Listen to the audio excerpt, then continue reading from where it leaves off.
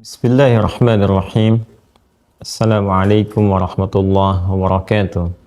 Saudara-saudariku, alhamdulillah, semoga Allah Subhanahu wa taala memberikan bimbingan terbaik kepada kita untuk menata aktivitas di hari ini dan selanjutnya bila Allah berikan kesempatan untuk hidup dengan lebih baik dibandingkan dengan hari-hari sebelumnya yang telah kita lalui. Semoga Allah meridai seluruh amal ibadah yang telah kita tunaikan dan menjadi bekal terbaik untuk kembali kepadanya. Pun demikian, kita tidak henti dan putus berdoa bermohon kepada Allah. Semoga saudara-saudari kita yang berkehidupan sampai dengan hari ini, namun belum beriman, diberikan kekuatan, kemantapan pada jiwa dan lisan mereka untuk bersyahadat sebelum wafat kembali kepada Allah Subhanahu wa ta'ala. Pun demikian dengan para pelaku maksiat, dan boleh jadi kita termasuk di dalamnya, diberikan satu kelembutan hati, kekuatan pada jiwanya untuk bertaubat dan kembali meniti jalan kebaikan hayatan thayyibah sampai wafat dalam keadaan husnul khatimah insyaallah. Karena itu mari kita berikhtiar untuk mendapatkan semua kebaikan yang kita harapkan dengan cara mendekat kepada Allah Subhanahu wa taala, dan tidak ada jalan terbaik di antaranya yang mampu menguatkan itu kecuali menopangnya lewat pengetahuan-pengetahuan yang benar. Karena itu, di antara sekian banyak pengetahuan yang ditampilkan dalam syariat Islam, ilmu akidah, tauhid adalah bab yang pertama yang mampu menguatkan jiwa, meyakinkan hati, dan membangun amal-amal saleh yang lebih baik yang kita harapkan diridhai Allah Subhanahu wa taala. Alhamdulillah, di pembahasan yang lalu kita telah masuki pada subtopik yang ketiga dari pembahasan bab al-aqidah, simpul-simpul yang merangkai kekuatan iman kita, atau dikenal dengan rukun iman, pokok-pokok keimanan. Bagian kedua yaitu mengenal, mengetahui malaikat dan segala yang terkait dengannya. Kita telah masuki kemarin pembahasan malaikat yang ketiga, yaitu malaikat Israfil, Jibril, Mikail, Israfil. Kini kita akan masuki pembahasan pada subtopik bagian yang keempat, mengenal malaikat yang ditugaskan oleh Allah Subhanahu wa taala terkait dengan bagian dari aspek kehidupan kita, yaitu malakul maut, ya, malakul maut. Baik, saya ingin berikan satu bagan dulu, ya, yang dengan itu memberikan kemudahan kita untuk memahami secara cepat dan mengaitkan pembahasan kita dengan apa yang akan kita kaji di kesempatan kali ini. Saya akan mencoba membiasakan dan mudah-mudahan teman-teman juga bisa mengikuti sehingga dengan melihat jalur-jalur ini mudah kita untuk memahaminya. Yang kemarin saya tidak akan masukkan kembali, saya akan buat yang baru, kan? Subtopik pembahasan kita terkait dengan pokok iman yang kedua, yaitu iman terhadap malaikat dan segala yang terkait dengannya, kan? Jadi kita turunkan seperti ini, malaikat. Kemudian ini bentuk tunggalnya malak, kan? Malak. Ya, ini selalu saya terangkan dari awal dan akan terbawa untuk memberikan satu kesan mendalam kepada kita bahwa hamba ini yang di Al-Quran disebut dengan ibadun mukramun, ya, hamba-hamba Allah yang sangat dimuliakan. Sifat mukram ini juga memberikan kesan bagaimana sifat bawaan dari karakter malaikat yang membawa nilai-nilai takwa, sehingga dengan takwa itu tampil mulia. Bagaimana materinya diciptakan dari cahaya yang ditugaskan untuk menerangi jalan-jalan kebaikan. Sehingga kesan ini ditampilkan oleh Al-Quran untuk memberikan satu petunjuk kepada kita bahwa kemuliaan itu bisa diraih dengan meningkatkan takwa kepada Allah Subhanahu wa ta'ala. Dengan takwa itu ada cahaya yang membimbing kita berkehidupan. Nuruhum yas'a baina aydihim wa bi aymanihim.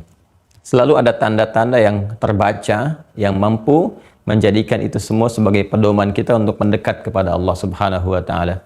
Karena itu, bagian dalam yang terdalam di jiwa kita dengan potensi takwa itu, ya seakan-akan diminta kepada kita tuh untuk terus tingkatkan, dan memang ditugaskan hamba-hamba Allah yang mulia ini untuk dapat mensupport bagian jiwa takwa kita sehingga mampu mendorong bagian tubuh kita keseluruhannya untuk berekspresi dengan penuh kemuliaan.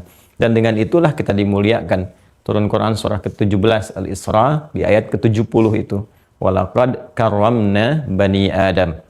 Dan sungguh ya kami telah muliakan. Itu di situ menggunakan lam dengan taukid, qadnya tahqiq, itu sudah kuat dua-duanya. Dan menggunakan ta'zimun nafsi li ta'zimi sya'ni. Ya Allah menunjukkan keagungannya untuk menunjukkan kemuliaan kita, gitu kan? Bahwa sungguh benar-benar kita ini diciptakan mulia dengan baik, bahkan yang mensupport kita pun makhluk yang mulia, ibadun mukramun. Allah muliakan kita, menanamkan jiwa takwa, menjaga kita supaya tampil terhormat, dan ditugaskan hamba-hamba mulia itu untuk mensupport jiwa takwa kita sehingga menampilkan kemuliaan kita. Nah, kewenangan inilah yang menjadikan makhluk ini diberi nama dengan malak, yang diberikan kewenangan oleh Allah dengan tugas tertentu. Nah, kita sudah bahas baik yang terkait dengan tugas-tugas spesifik yang ada kaitannya dengan peribadatan, ya sebagai kesan kepada kita bahwa hamba-hamba mulia ini pun tetap beribadah kepada Allah. Sudah saya terangkan, ada yang bertasbih, bertahmid, bertakdis, ada yang di arash, ada yang bagian alin dan sebagainya, kan yang tertingginya. Ada yang terkait dengan aspek kehidupan kita, telah kita bahas Jibril, ya kan? Kemudian Mikail, silahkan dicek kembali, ya kan? Kemudian Israfil. Nah, ini 1, 2, 3 sudah kita selesaikan, dan ketiganya ya seperti saya terangkan kemarin disebutkan bahkan di lisan Nabi SAW saat beliau kemudian membaca doa iftitah di kesempatan sholat malam itu. Ya, ini hadisnya sudah saya sampaikan di pertemuan yang lalu. Tolong direview ya, dicek kembali. Dan alhamdulillah sudah mulai ditampilkan satu-satu dari pelajaran awal yang di YouTube-nya Mira ya, sudah satu-satu secara bertahap ya. Jadi yang baru bergabung bisa mengecek dari situ satu persatu kalau memang awal kali mengikuti taklim kita ini ya, supaya paham kurikulumnya.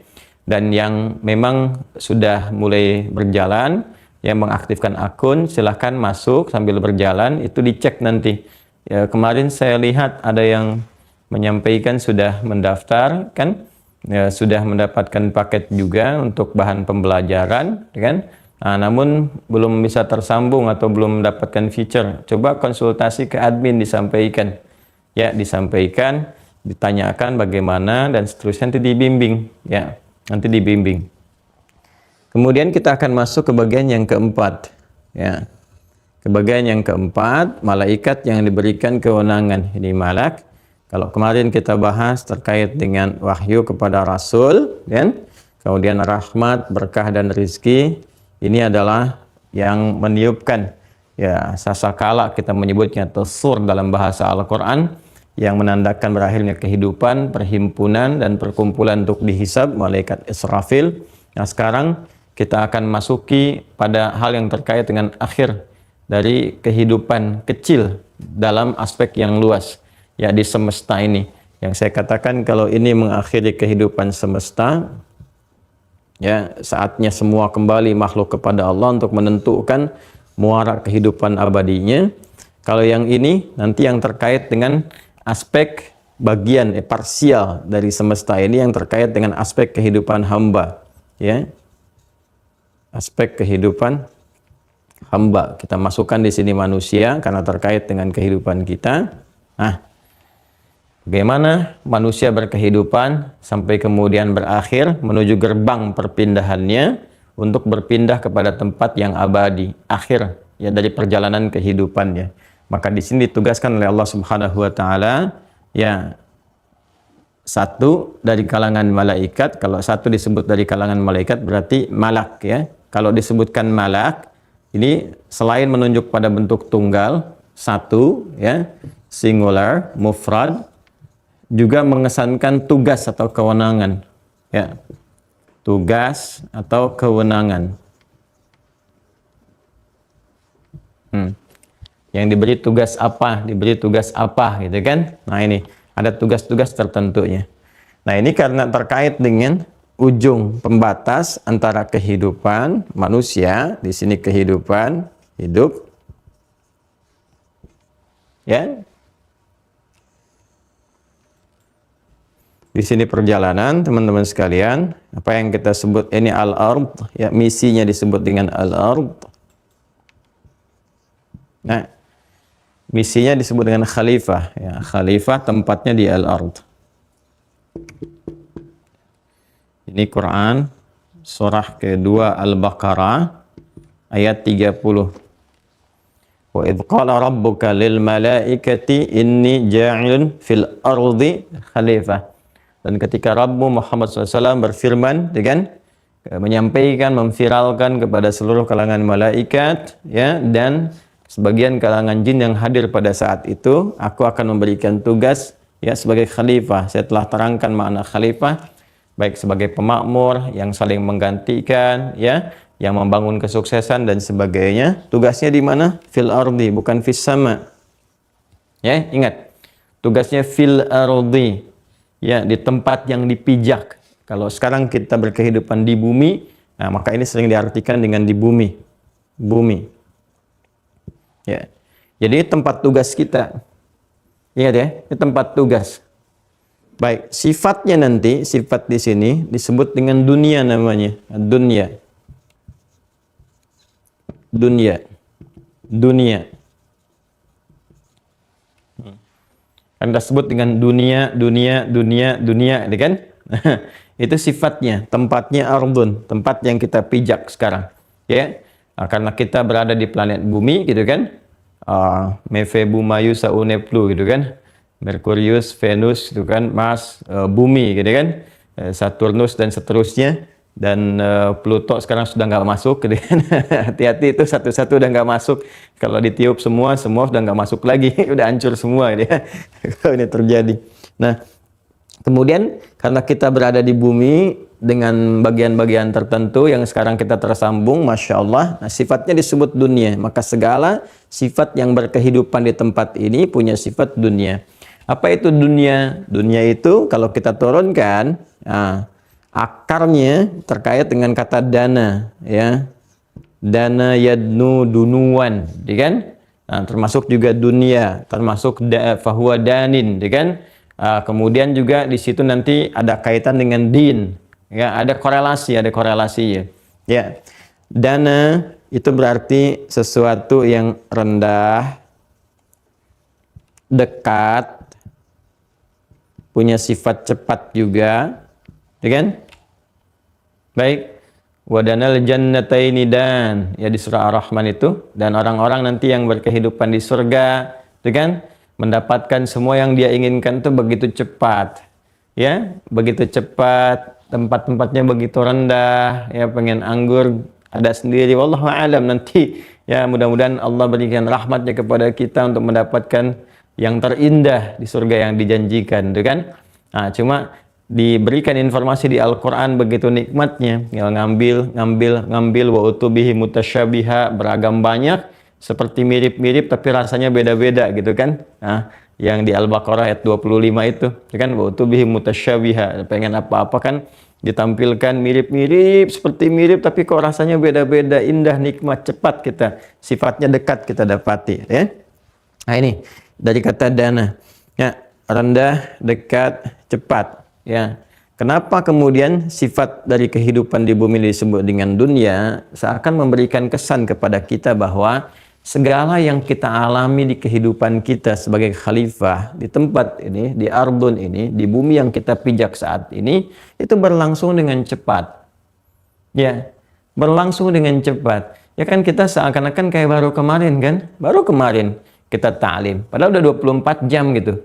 Jadi sesuatu yang berlangsung berkeadaan di muka bumi ini dalam kita beraktivitas gak akan terasa, cepat.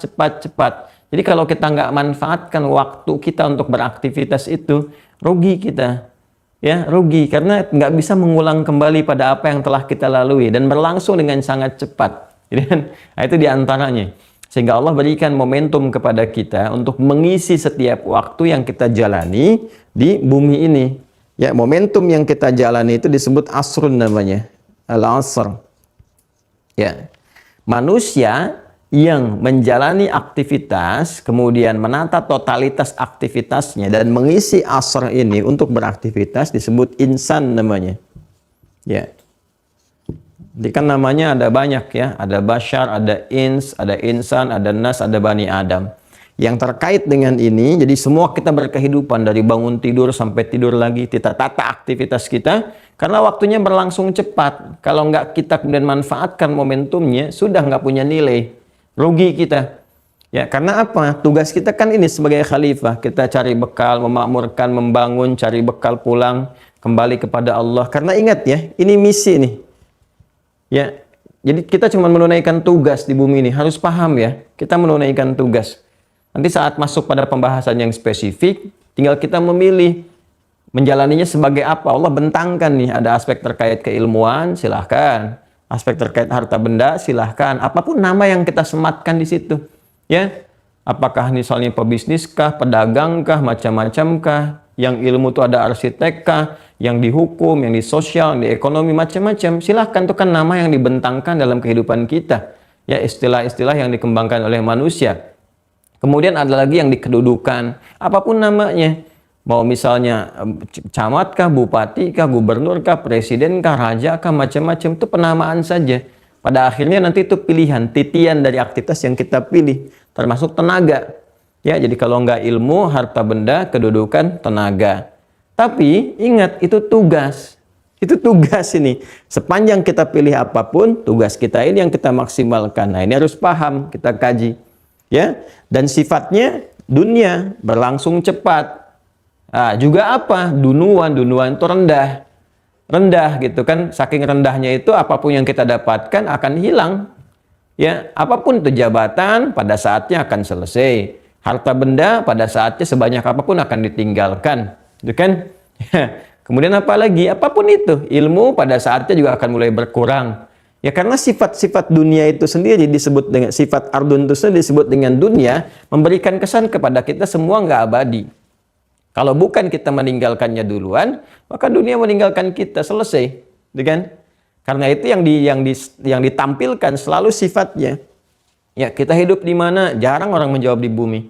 Orang mengatakan dunia. Sekarang kita masih di dunia, hidup di dunia. Sebetulnya itu memberikan kesan kepada kita. Ya, innamal hayatud dunya la'ibun wa lahu wa zinatun wa tafakhurun bainakum dan seterusnya. Ya, sungguh kehidupan itu disebutkan sifatnya. Kenapa diberikan kesan sifat? Supaya kita nggak terlena. Yang kamu dapatkan sekarang itu cuma sementara. Ini tugas dan berlangsung cepat kok. Ya, berlangsung cepat dan pada akhirnya rendah. Apa yang kita makan yang pengen nafsu itu indah-indah, bagus-bagus pesan ini itu keluarnya kan rendah, keluarnya kotoran dan sebagainya. Ya, jadi ya seperti itulah dunia. Seperti itu pada akhirnya ditinggalkan. Karena itu isi aktivitas kita yang diberikan oleh Allah ini waktunya untuk beraktivitas itu kan dengan cara yang baik. Inilah yang dimaksudkan turunnya Quran surah 103 itu. Surah Al-Asr, ya. Di sini Allah memberikan kepada kita petunjuk bagaimana memaksimalkan setiap waktu yang diberikan, asar, ya, untuk beraktivitas insan supaya tidak mendapatkan kerugian. Maka dibuka dengan sumpah wa qasam wal asr, demi waktu yang aku berikan pada manusia untuk beraktivitas, untuk mengisinya, gitu kan, dengan petunjuk-petunjuk Allah. Innal insana, perhatikan detailnya diksi Al-Quran. Allah tidak mengatakan innal ins, innan nas, innal bashar, misalnya tidak. Innal insan, sungguh semua manusia, setiap manusia yang beraktivitas itu, yang menata totalitas aktivitasnya berpeluang lafi khusr, berpeluang mengalami kerugian. Kenapa rugi? Karena nggak bisa memanfaatkan modal waktu yang diberikan. Harusnya kan kita kalau diberikan modal, kita kelola supaya untung kan? Anda dikasih 24 juta, cuman balik 20 juta, berarti kan rugi 4 juta. Kita diberikan 24 jam untuk menjalani misi kita di bumi dengan sifatnya dunia, gitu kan? Nah, kemudian ini misi khalifah kita yang diturunkan 4 bentuk tadi itu untuk mencari bekal pulang. Ya, 24 jam ini mesti efektif karena itu dalam Islam bimbingannya 24 jam. Silahkan Anda bandingkan ya, sekali lagi untuk menguatkan keislaman kita, menanamkan kekuatan bahwa Islam agama yang benar. Bagi kita argumentasinya apa? Di antaranya, silahkan bandingkan dan cari oleh Anda petunjuk berkehidupan selama 24 jam. Dari bangun tidur sampai tidur lagi. Nggak akan Anda temukan kecuali di Islam. Demi Allah saya katakan, saya bisa katakan demikian. Silahkan kalau nggak percaya, kita bangun tidur aja ada aturannya. Bagaimana cara bangunnya, baca doanya apa, itu ada aturannya. Sampai tidur lagi. Ya, perkara kita ke toilet pun diatur gitu. Mau makan aja diatur. Ya, Anda bisa bayangkan nggak? Ya, tuntunan syariat yang mengatur bagaimana cara menata makanan. Idza quddimat ta'am, kan? Jika makanan sudah dihidangkan, khudh biyaminika ma yalik, ambil dengan tanganmu yang paling dekat denganmu. Itu kan dua bimbingannya. Yang nata makanan para ibu dekatkan dengan anggota keluarga yang menyukainya. Tempe kesukaan si kakak, dekatkan dengan kakak. Ayam kesukaan si adik, dekatkan dengan adik. Setelah itu diatur, ambil dengan tangan kanan. Kemudian sambillah, sebut nama Allah. Bismillah, bismillahirrahmanirrahim. Berdoa makan. Sampai demikian. Sampai tidur lagi. Coba lihat, kita tidur aja diatur kan? Ya, bagaimana tidur posisinya. Baik dari miring ke kanannya, tangannya bagaimana, baca doanya apa. Mau, Masya Allah gitu. Masya Allah, kita temukan semua. Nah ini kalau nggak kita ikuti, 1 detik aja berlalu, kita nggak pelajari, dan kita nggak amalkan, hilang.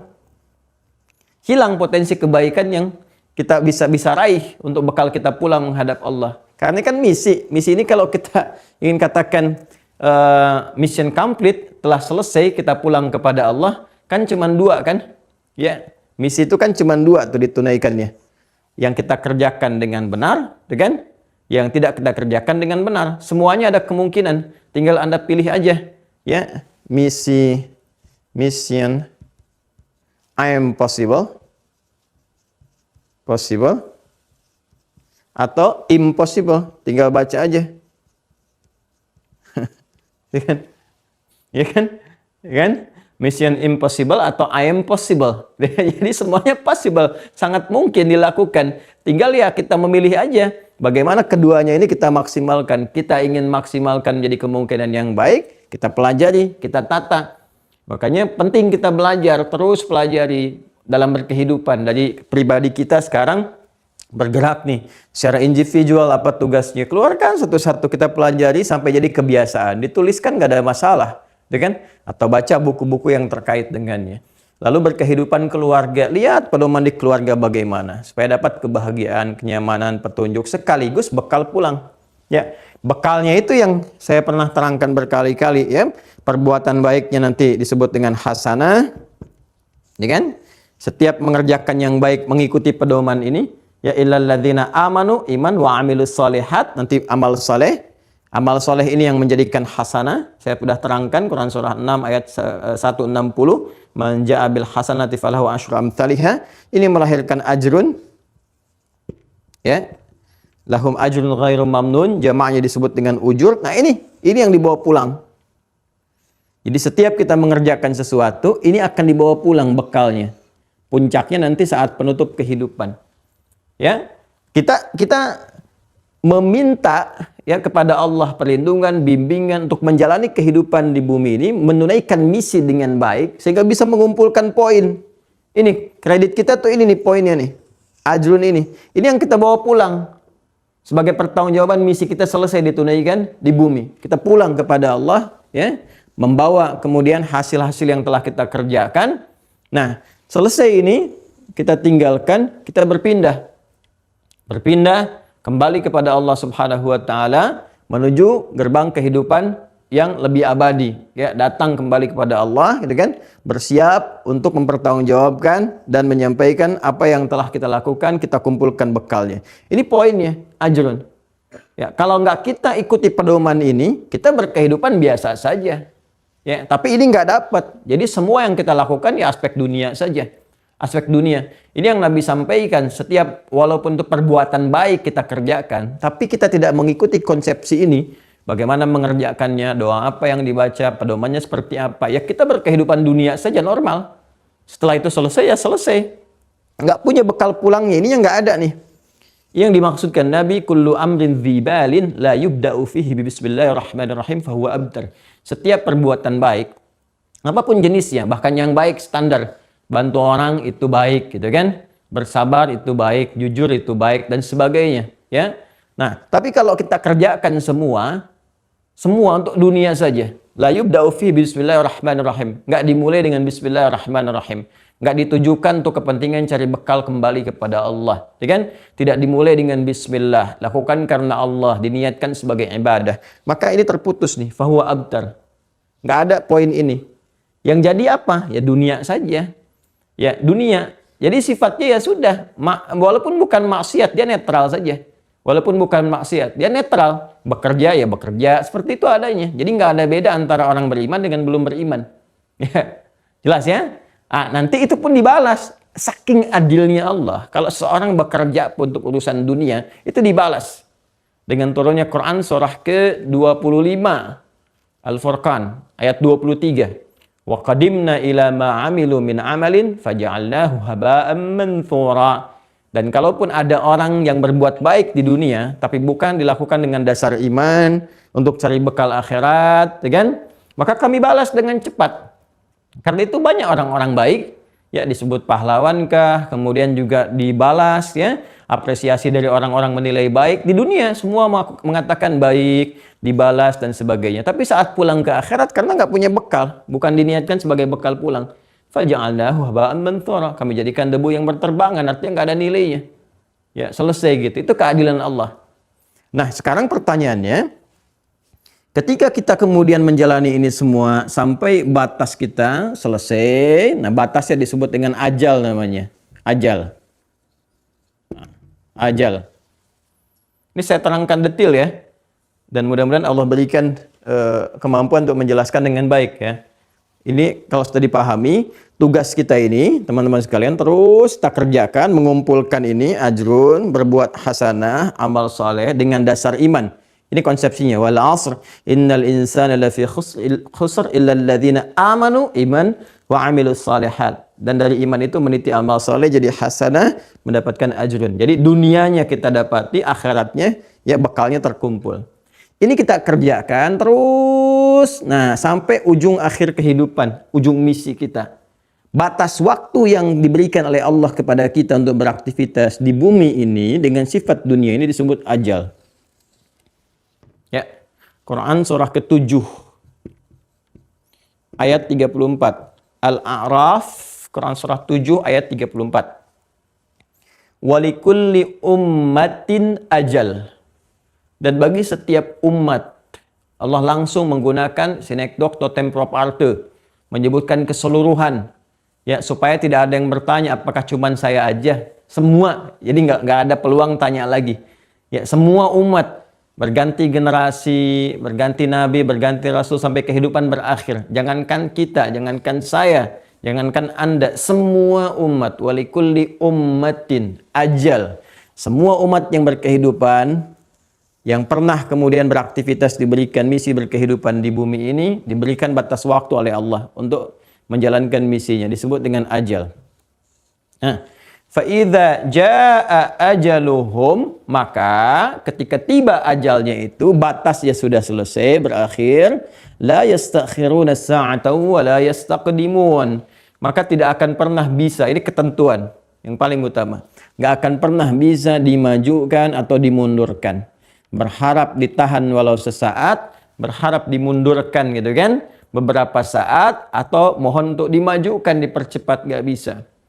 Ya, jadi kita yang wajar saja jalani kehidupan dengan baik. Makanya saya sering katakan, mau bunuh diri itu nggak ada kerjaan. Kalau belum tiba ajal ya nggak akan meninggal juga. Kalau sudah tiba ajal nggak bunuh diri pun ya meninggal juga, gitu ya. Jelas ya. Nah, jadi kita proporsional saja dalam bersikap. Maka ini batasnya. Ingat ya, ini yang kita sebut dengan usia itu teman-teman sekalian. Usia. Ya, usia. Kita katakan berapa usianya. Sebetulnya kita sedang menjalani ajal. Ya, nah ini batasnya disebut dengan ajal. Nah, cara kita menjalani ajal ini, cara menjalani batas kehidupan sampai tiba ujungnya disebut dengan umur namanya. Ingat ya, perhatikan baik-baik. Disebut dengan umur. Umrun. Nah, ini yang kita padankan dengan usia nih. Berapa umurnya sekarang? Berapa usianya sekarang? Ya, sebetulnya kata umur itu asalnya adalah bimbingan, jalan, cara kita mengisi kehidupan kita itu sampai ajal tiba. Dari kata amara ya'muru, ya, suatu yang melahirkan manfaat, kesuksesan, keberkahan. Itu umur namanya. Itu umur. Ya. Nah, amara ya'muru, ya amran fahuwa amirun wa dzaka ma'mur. Ya kan? Nah, kenapa usia kita dalam menjalaninya untuk menuju ajal disebut dengan umur seakan memberikan kesan? Kalau masih diberi kesempatan beraktivitas, maka taklah aktivitas kita itu dengan segala hal yang melahirkan manfaat ini. Jadi kalau mata masih memandang, pandang yang bermanfaat. Lisan kalau bicara, bicara yang bermanfaat. Ya, telinga kalau mendengar, dengar yang bermanfaat. Karena itu kan banyak di ayat Quran ataupun hadis memberikan kesan ini. Bahkan di hadis kan sangat kuat menjelaskan makna-makna Al-Quran. Man kana yu'minu iman. Nih. Billahi wal yaumil akhir faliyakul khairan aw liyasmut. Siapa yang merasa beriman kepada Allah. Beriman pada Allah itu artinya titik aktivitas, melahirkan amal baik dan sebagainya. Gitu kan? Dan akan dihisab di hari akhirat kelak. Ya, maka untuk lisan katakan yang bermanfaat, yang baik-baik. Kalau tak mampu, diam. Tuh, umur. Ya, demikian sampai kaki kita, ilmu kita macam-macam. Itu silahkan hadirkan segala yang bermanfaat, dapatkan kesuksesan dalam berkehidupan sesuai passion yang kita pilih. Kemudian ya tumbuhkan keberkahan-keberkahan, tanda-tanda kebaikan. Ini aja yang kita kerjakan dalam keseharian, kita tampilkan. Karena itu kalau Anda, kita ditanya misalnya, berapa umurnya sekarang? Sebetulnya itu ada isyarat yang dalam sekali. Ya Allah tanamkan lewat lisan orang yang bertanya kepada kita. Seakan-akan berkata, "Hei Adi Hidayat, berapa umurmu?" Artinya sampai kamu sekarang usia ini, berapa manfaat yang sudah kamu kumpulkan? Apa kamu merasa sudah banyak pahalanya? Bagaimana kalau ajal kamu tiba hari ini dan kamu diwafatkan? Apa sudah terkumpul bekal-bekal untuk pulang? Di mana bekalmu? Kesiapan kamu menghadap kepada Rabbu dan sebagainya. Jadi kalau kita ditanya, ya berapa umur sekarang dan sebagainya, atau Anda mendekati waktu kelahiran, makanya Nabi itu seringkali ketika masuk hari lahir itu puasa. Untuk evaluasi. Untuk evaluasi. Ya puasa itu kan, Masya Allah itu satu bagian dari ibadah ya yang sangat terbaik untuk dijadikan sebagai renungan, kontemplasi. Merenung, mengumpulkan amal soleh. Kan puasa itu satu jalan tercepat untuk mengumpulkan kebaikan sekaligus mengevaluasi keburukan. Ya, kalau nggak percaya silakan. Waktu puasa itu kan jangankan yang fardu, yang wajib, yang sunnah-sunnah kita kumpulkan. Terus kita tahan-tahan tuh yang jelek-jelek itu. Kita latih supaya nggak dikerjakan. Itu puasa. Pada sesungguhnya di balik puasa ini ada kontemplasi yang tinggi, perenungan, muhasabah dan sebagainya. Nabi mengajarkan kepada kita, ya setahun sekali kita masuk ke dalam evaluasi diri, melihat gimana kalau Allah wafatkan di tengah-tengah jalan kehidupan ini. Ya sudah siap belum? Bagaimana yang bermanfaat? Bagaimana keberkahan itu dilahirkan dan sebagainya. Ya, jadi bukan tiup lilin dimatiin lagi, nyalain matiin, nyalain matiin. Ya, kita memberikan masukan ya supaya hidup kita lebih tertata gitu kan, berkualitas dengan lebih baik. Nah ini teman-teman sekalian gambarannya. Sampai nanti di ujung masa kehidupan berakhir tiba ajal. Nah sekarang pertanyaannya, ketika ajal tiba itu, ini kan gerbang berpindah untuk mempertanggungjawabkan misi, ya kemudian membawa kehidupan yang abadi, akhir dari segalanya, ya akhir dari segala aktivitas kita, akhir dari segala tempat tujuan. Kalau di sini kita masih berpindah-pindah nih, silahkan di bumi kan kita masih pindah-pindah kan, ya antum di Indonesia aja kadang-kadang kan yang dari Aceh ke Jawa, yang dari Jawa ke Sumatera, ya kemudian ke Papua masih bisa pindah-pindah, ya kan? Ya, sepanjang kita masih di bumi, di sini bisa ke Malaysia, dari Malaysia ada yang ke Amerika dan sebagainya. Bahkan kadang-kadang kunjungan ke bulan, turun lagi gitu kan, sebagainya. Silakan, ini masih konteksnya ini kehidupannya. Ya, masih di sini. Ya, tapi yang paling menarik apa? Pada akhirnya, semua petualangannya akan berakhir. Kita akan masuk ke tempat terakhir yang nggak bisa kita pindah-pindah ke lain lagi. Di situ aja. Kalaupun mau pindah di area itu saja. Terus yang indah, yang segalanya tercukupi, yang segalanya maksimal di situ. Dan berakhir semua apa yang kita kerjakan di sini. Ya, kita ibadahnya berakhir, ya, nggak ada maksiat-maksiat lagi, semua berakhir. Jadi semua ini ujiannya di sini, menunaikan misi dengan maksimal. Nanti kalau sudah ke tempat yang terakhir segalanya ini, nggak ada lagi. Semua tinggal kebahagiaan, tinggal kesenangan, tinggal kenyamanan. Ya kan? Masya Allah. Jadi ini sangat luar biasa. Nah, akhir dari segala sesuatu, yaitu sudah diserap ke dalam bahasa Indonesia, ya akhir. Ya, hari yang terakhir dengan sifat-sifatnya. Kalau pengen ada sifat, tambahkan tak di ujungnya, sehingga menjadi akhirah. Ya. Kalau ingin kita tunjukkan batasnya, kita hilangkan taknya menjadi akhir. Akhir. Ya. Misalnya akhir dari segala masa, ya. Waktu-waktu kita berkehidupan kembali ke tempat yang abadi. Kita katakan yaumil akhir. Man kana yu'minu billahi wal yaumil akhir. Jelas. Kemudian kalau kita ingin ambilkan sifatnya, ya. Nah, ini menggunakan tak di sini. Tak. Segala yang terkait dengan di akhir itu. Misalnya semua yang di akhir ini lebih baik daripada yang kita sekarang nih, yang pertama. Yang sekarang kan di dunia nih. Ya, makanya lawan dari dunia itu akhirah. Ini pakai sifat tak di sini. Ya, karena ini sifat, ini lawannya sifat pakai tak. Makanya kalau Anda ditanya dunia lawannya apa? Akhirat, gitu kan? Akhirat akan taknya muncul. Ya, dan di Al-Qur'an pun jelas. Di surah Ad-Duha kan disebutkan walal akhiratu khairul laka minal ula. Yang ula itu ini dunia. Jelas ya? Nah, ini ada gerbangnya nanti. Untuk berpindah, kita akan bawa misi, ya, selesai hasilnya dipertanggungjawabkan, pergi ke akhirat, puncaknya tinggal muaranya ada 2. Ya, kita berharap mendapatkan rahmat Allah dengan surganya itu, kita berdoa supaya tidak mendapatkan ancaman-ancaman disebut dengan neraka itu. Ya kan?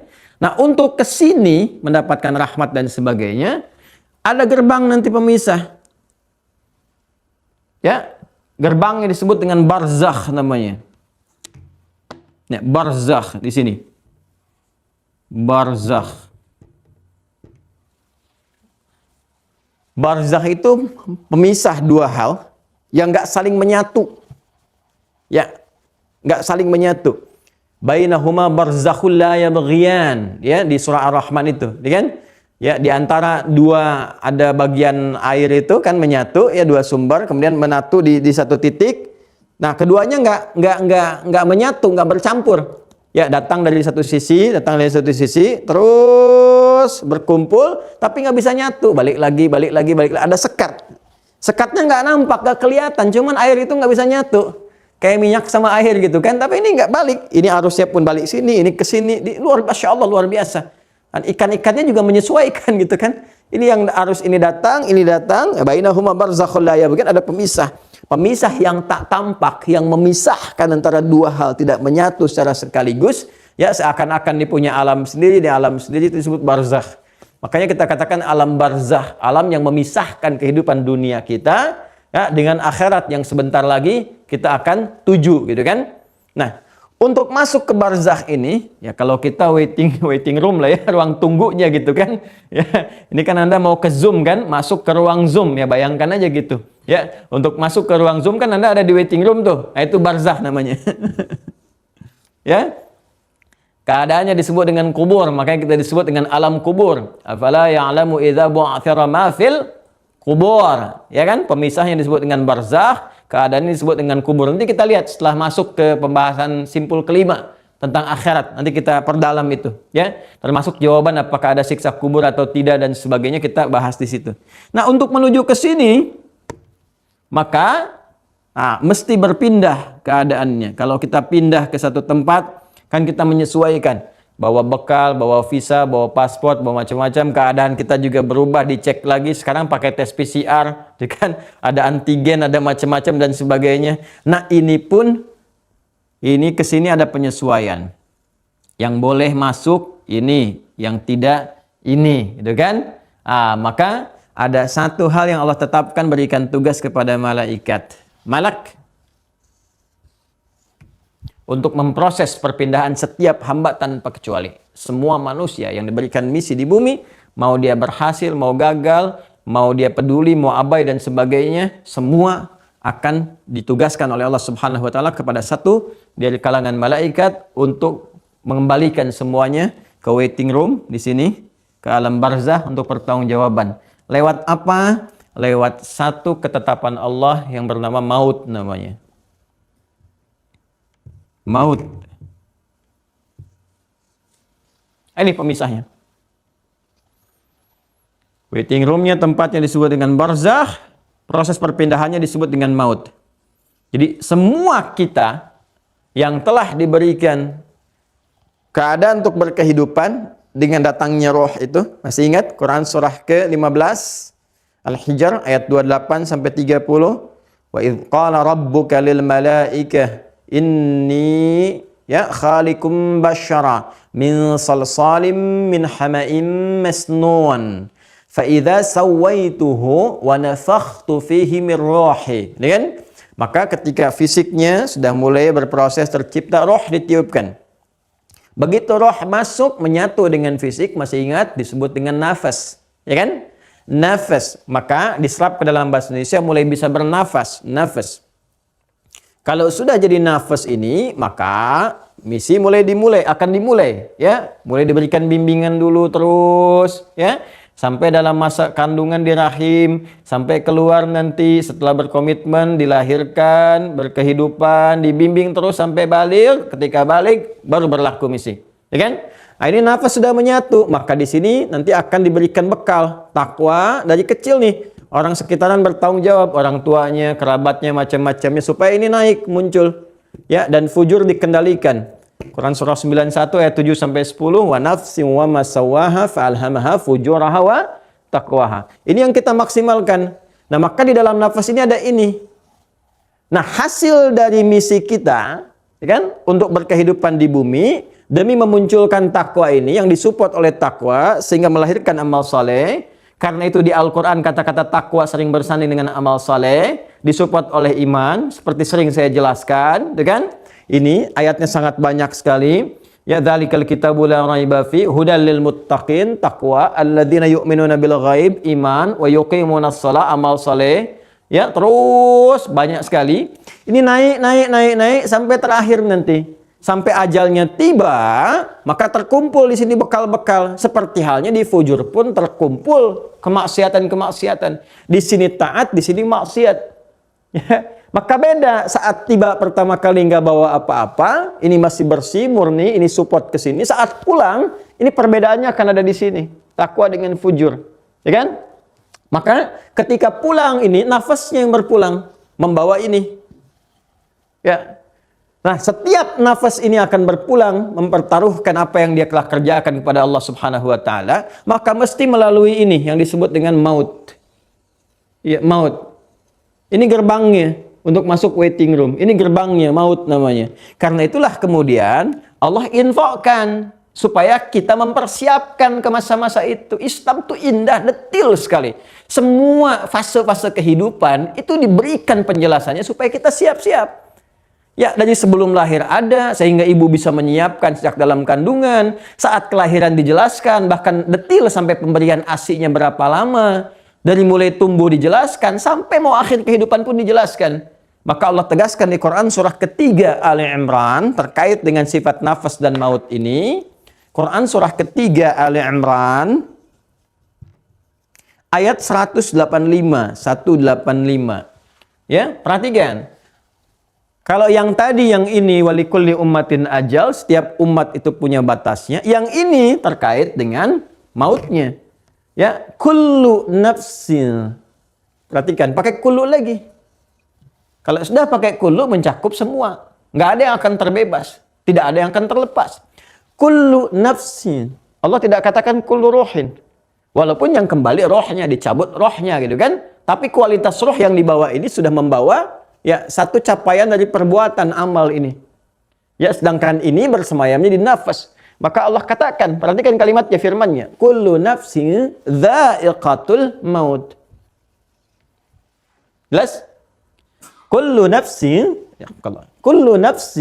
dha'iqatul maut. Setiap ini yang berkehidupan itu, yang punya nafas, yang berkehidupan, kan? Yang mencari bekal, menjalani misi, dha'iqatul maut, akan merasakan, dha'iqah, mengalami, merasakan.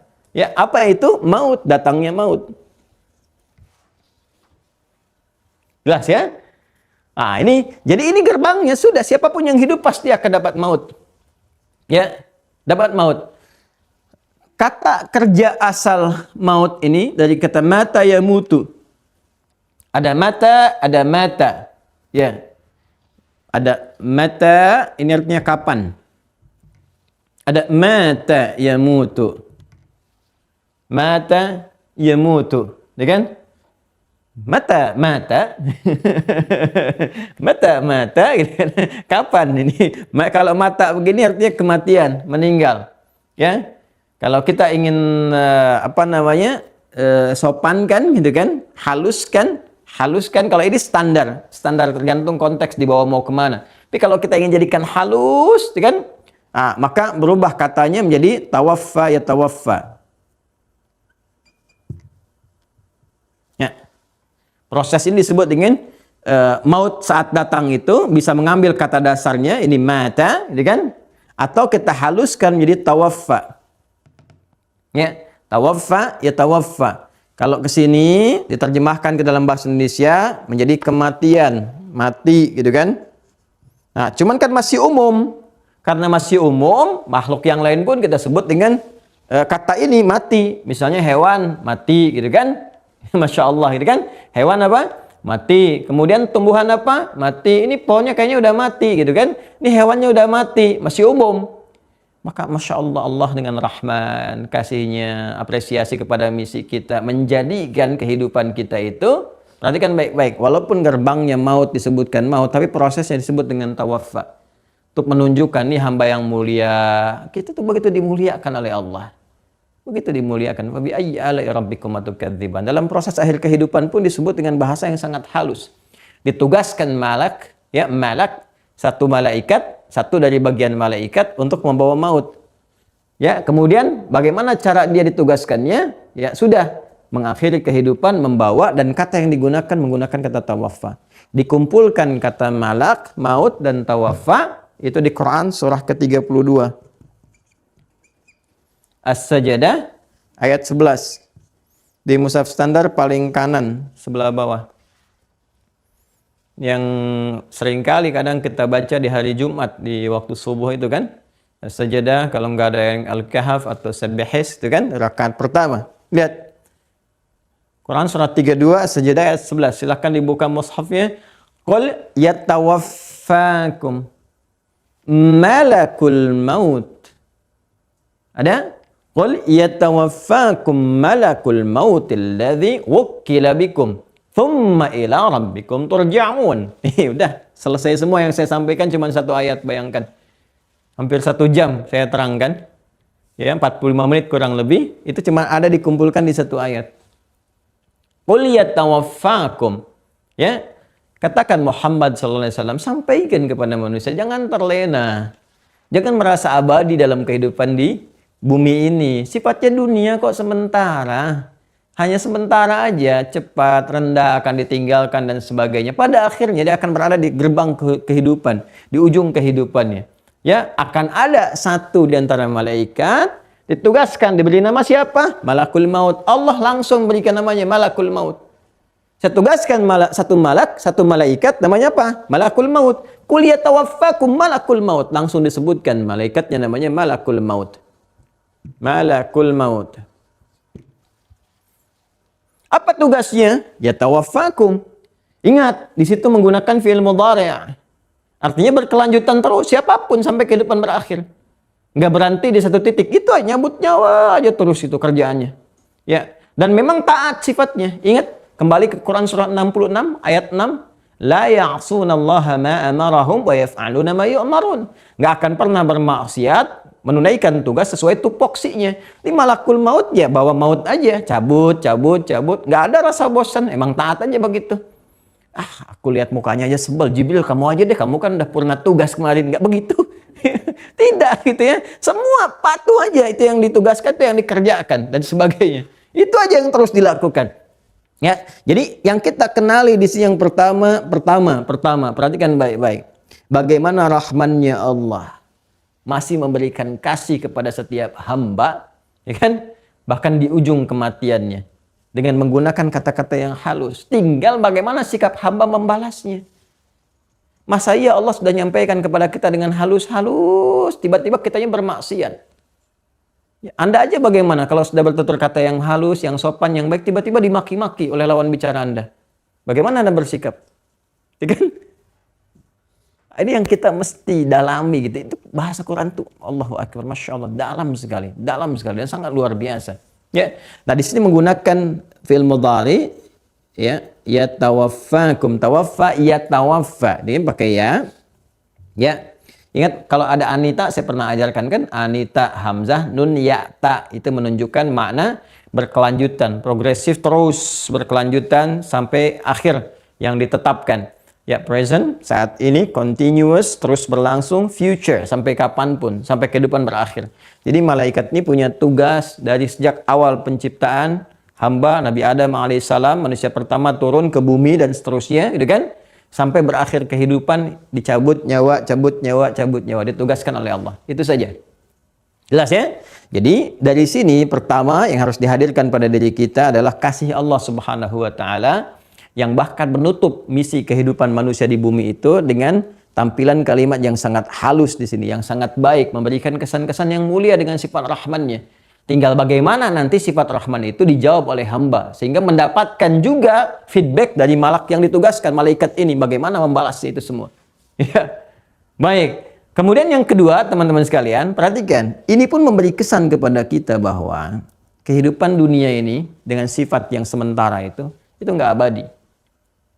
Tolong tanamkan betul, jangan cuma di lisan, masukin ke hati. Saya ulang ya, jangan cuma di lisan, masukin ke hati. Setiap kita kalau dengan lisan gampang mengucapkan. Kehidupan dunia sementara, iya, sementara. Iya. Tapi kalau nggak masuk ke hati, nggak difikirkan, nggak dirasakan. Kalau orang merasakan sesuatu, responnya beda. Ketika dia merasa, oh ya sementara. Lalu ditembuskan oleh hati kepada pikiran kita. Ya sudah, kamu bikin kurikulum deh. Konsep deh, kemana setelah ini. Apa yang akan kamu lakukan? Persiapannya apa? Sama kalau Anda kan juga serius memikirkan, saya nanti bulan depan saya mau umrah, ya kan? Alhamdulillah sudah mulai dibuka nih. Ya, sudah mulai gelombang-gelombang tertentu, sudah mulai mau berangkat, persiapan. Saya mau berangkat deh. Kapan? Bulan depan. Bukankah Anda akan menyiapkan itu semua? Bekalnya, persiapannya, tingkatkan ibadahnya, latihan manasik dan sebagainya. Jadi perjalanan lebih jauh lagi. Dan kita sadar sebentar, wah kita siapkan dari sekarang. Siapkan bekalnya, bagaimana caranya dan sebagainya dan seterusnya. Maka Allah infokan kepada kita yang pertama untuk menanamkan pada jiwa kita supaya nggak berlebihan dalam kehidupan dunia. Lupa begitu dapat sekarang omset sekian, pengen terus, tapi nggak ada kualitasnya. Nggak menyiapkan bekal untuk tempat yang lebih abadi lagi sifatnya. Ya kan? Nah demikian seterusnya. Ini bagian kedua. Yang ketiga teman-teman sekalian, nah ini terkait dengan pembahasan kita. Nah, bagaimana karakteristik malakul maut ini? Saat dia datang membawa maut, sifatnya seperti apa? Gambarannya bagaimana? Gitu kan? Tugasnya seperti apa?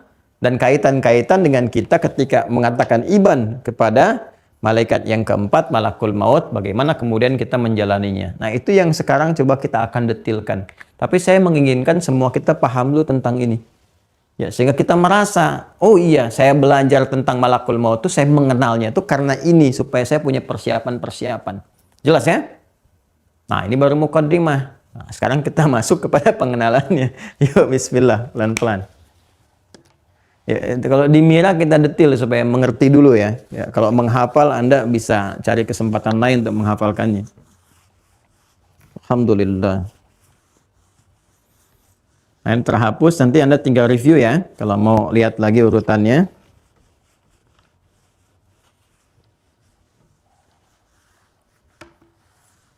Baik, sekarang saya ganti lagi. Kan?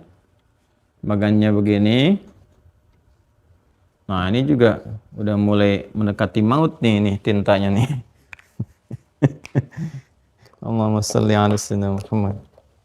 Nah, lihat sini ya. Malak jadi disebut malakul maut. Tugasnya adalah membawa maut, ya kan? Malakul maut ini malaknya malakul maut. Dalilnya Quran surah 32 As-Sajdah ayat 11. Sudah? Proses kedatangan malakul maut ini disebut dengan wafat, membawa wafat, membawa wafat. Yatawaffakum. Tawaffakum. Ini ya, yatawaffa. Ya. Ini boleh pakai alif begini ke atas atau begini kasih tanda begini. Sebut dengan wafat. Ini gabungan Quran surah 32 ayat 11. Jelas ya? Sudah. Nah, sekarang saya turunkan dulu ya, agak percepat dulu. Kepada siapa malakul maut ini ditugaskan? Kepada setiap hamba yang diberikan oleh Allah nafas, an-nafas. Kaitannya dengan kita manusia. Nah, jadi setiap yang memiliki nafas, kan, pasti akan mendapati maut. Kaitannya dengan kita manusia di sini, ya. Setiap yang berjiwa, punya jiwa, pasti akan mendapatkan maut dibawa oleh malakul maut. Dalilnya Quran surah ketiga Ali Imran ayat 185. Baik ya? Malakul maut tugasnya mewafatkan, Quran surah 32 ayat 11, membawa maut, kan? Nah, kemudian maut ini datang mengambil setiap jiwa manusia, Quran surah 3 ayat 185. Baik. Setiap manusia yang akan mendapati maut ini disebut dengan mayit namanya. Mayit. Mayit. Gini. Sudah? Mayyit. Jadi setiap kita ini, setiap manusia yang berkehidupan dan akan mendapatkan maut disebut mayyit. Perhatikan, ini korelasinya tuh semua. Ya. Ditemukan di Quran, surah 39, Az-Zumar. Ayat 30. Innaka mayyitun. Ya, perhatikan, Allah langsung bahkan menegaskan kepada Rasulullah SAW, innaka mayyitun wa innahum mayyitun. Ya, sungguh engkau Muhammad SAW, engkau pun akan wafat. Kau akan wafat. Ya kan? Jelas? Wa innahum mayyitun, dan mereka pun semua akan meninggal juga. Semua kita akan kembali pada Allah Subhanahu wa taala. Ini mayit. Jadi saya, Anda, kita semua statusnya CM. Ya, calon meninggal. Mayit. Nah, kita mayit. Jadi kalau dibilang Bapak mayit ya, iya, Anda juga. Ini mayit di sini, ya. Nah, jadi maut datang kepada mayit, membawa ini mayitnya. Jadi kalau sudah mayitnya datang maut, maka berubah nanti menjadi mayit. Nah, mayit. Nah, seperti ini. Hilang tasdidnya, maka tinggal bulatan, sukun. Sedikit ya, karena saya dulu tuh mendalami bahasa Arab untuk memaknai dan menghadirkan keindahan ya bahasa Al-Quran. Saya tuh senangnya tafsir. Saya sangat mencintai tafsir, senang gitu. Ke Quran tuh udah dari dulu. Nah, untuk memahami tafsir itu, saya ingin mengikuti jejak ulama dulu seperti Imam Asy-Syafi'i dan sebagainya, itu belajar bahasa perdalam. Maka saya masuk jurusan bahasa Arab. Begitu saya pelajari, Masya Allah, terutama bahasa Al-Quran itu korelasinya tinggi sekali. Baik kalau udah masuk fikih lughah. Kalau mau saya urutkan ya teman-teman sekalian. Lihat baik-baik. Maut. Datang kepada mayit. Kemudian jadi mayit. Tuh. Ya. Ini maut datang. Kullu nafsin dha'iqatul maut. Datang ke sini bawa. Bawa tasdidnya nih. Ya kan? Dibawa tasdidnya. Tadi kata syiddah, kan? Sesuatu yang kadang-kadang berproses, rumit dan sebagainya, tapi akan ringan bagi orang yang beriman. Begitu dibawa, ya, perhatikan baik-baik. Jadi sukun. Sukun itu kan seakar dengan sakinah, tenang, nyaman, kan? Maka ada proses-proses tertentu bagi orang-orang tertentu yang akan diberikan ketenangan, kenyamanan, kedamaian ketika maut datang. Ya, itu nanti dengan turunnya Quran surah ke-89 Al-Fajr, ya kan? Ayat 27 sampai 30. Ya ayyatuhan nafsul mutmainnah, hai jiwa-jiwa yang tenang, ya kan? Bukankah ketenangan itu ya ada gambaran ke bahasa Arabnya juga disebut dengan sukun, sakinah di rumah tangga, ketenangan, kenyamanan, kebaikan dan sebagainya. Ini korelasinya nyambung semua. Ya. Bahkan manusia pun sadar nggak sadar diilustrasikan dalam kehidupannya. Ya, kalau saya pernah waktu kecil itu lihat ada Yusuke Watanabe. Dia membuat satu cerita ya fiksi yang Dragon Ball itu, Son Goku, Son Gohan, Piccolo macam-macam. Kalau di Kamehameha kan selesai itu di atasnya ada bulatan.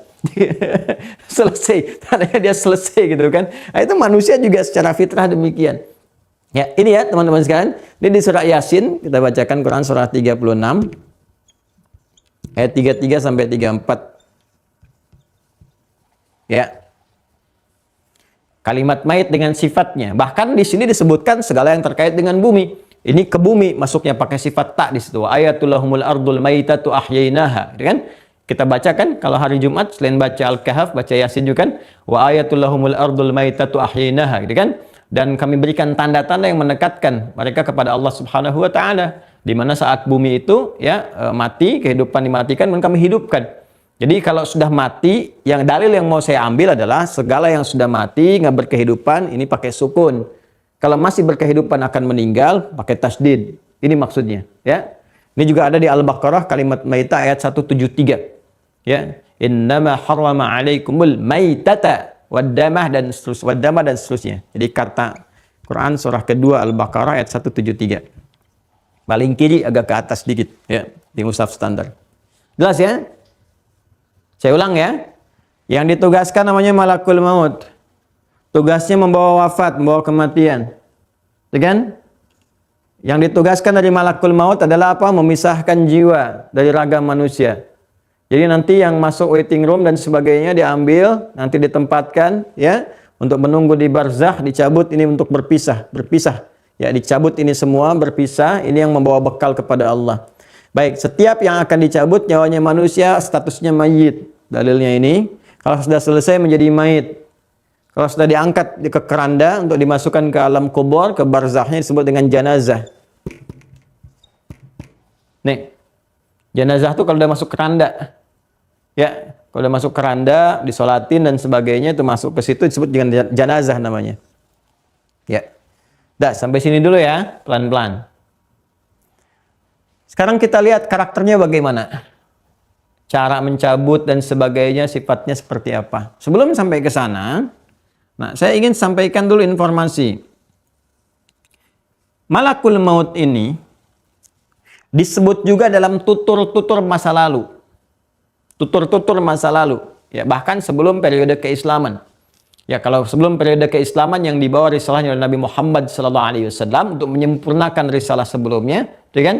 Baik syariatnya Musa, syariatnya bahkan sampai ke Nabi Isa alaihissalam, atau bahkan ke atasnya Ibrahim sampai ke Nuh sampai ke Adam alaihissalam. Teman-teman sekalian, khususnya nanti di turunan-turunan masanya ke Musa, ya, Musa alaihissalam diutus untuk Bani Israel. Ya, di Bani Israel itu ya Nabi Musa kan di antara yang terdekat. Ya, ada hubungan antara rasul di bumi dengan rasul di langit. Malaikat itu disebut dengan rasul juga, rasul langit. Quran surat 35 Fatir ayat 1. Ya, alhamdulillahi fatiris samawati wal ardi ja'ilil malaikata rusula. Ya, ja'ilil malaikati rusula. Allah yang menjadikan malaikat itu ja'ilil malaikati rusula sebagai rasul-rasul, artinya diutus, membawa misi, membawa risalah. Apa misi risalahnya? Ya macam-macam terkait dengan tugas yang Allah telah tetapkan. Tupoksinya apa gitu kan? Nah, jadi rasul di langit punya teman rasul di bumi. Rasul di bumi dari kalangan manusia. Karena itu seringkali para nabi, ya, rasul di bumi bersahabatan dengan rasul malaikat di langit. Ya, Nabi Musa itu sahabatnya siapa? Malaikat maut.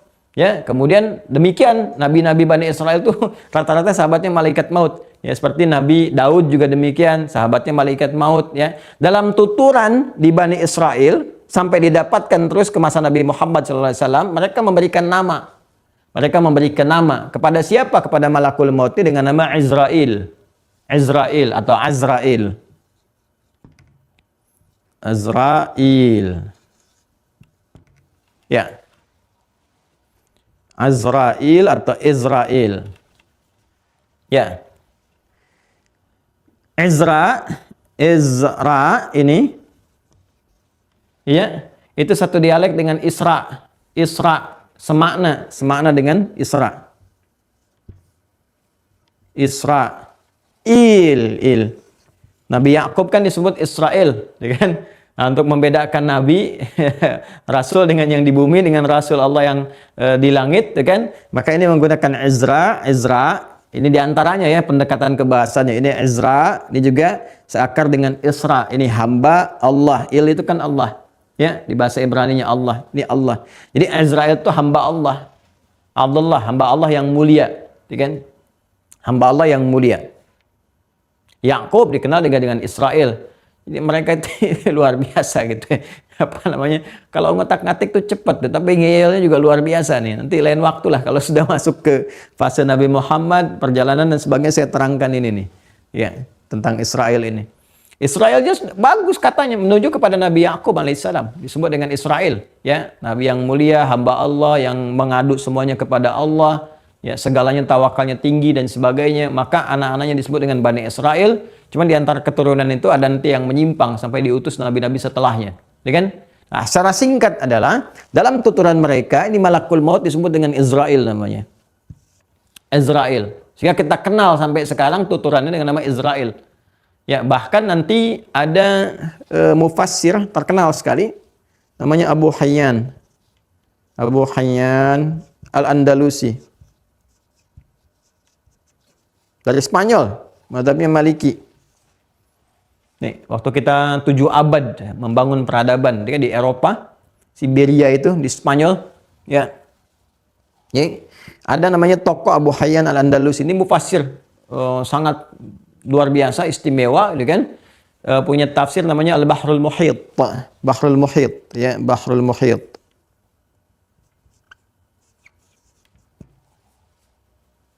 Dah?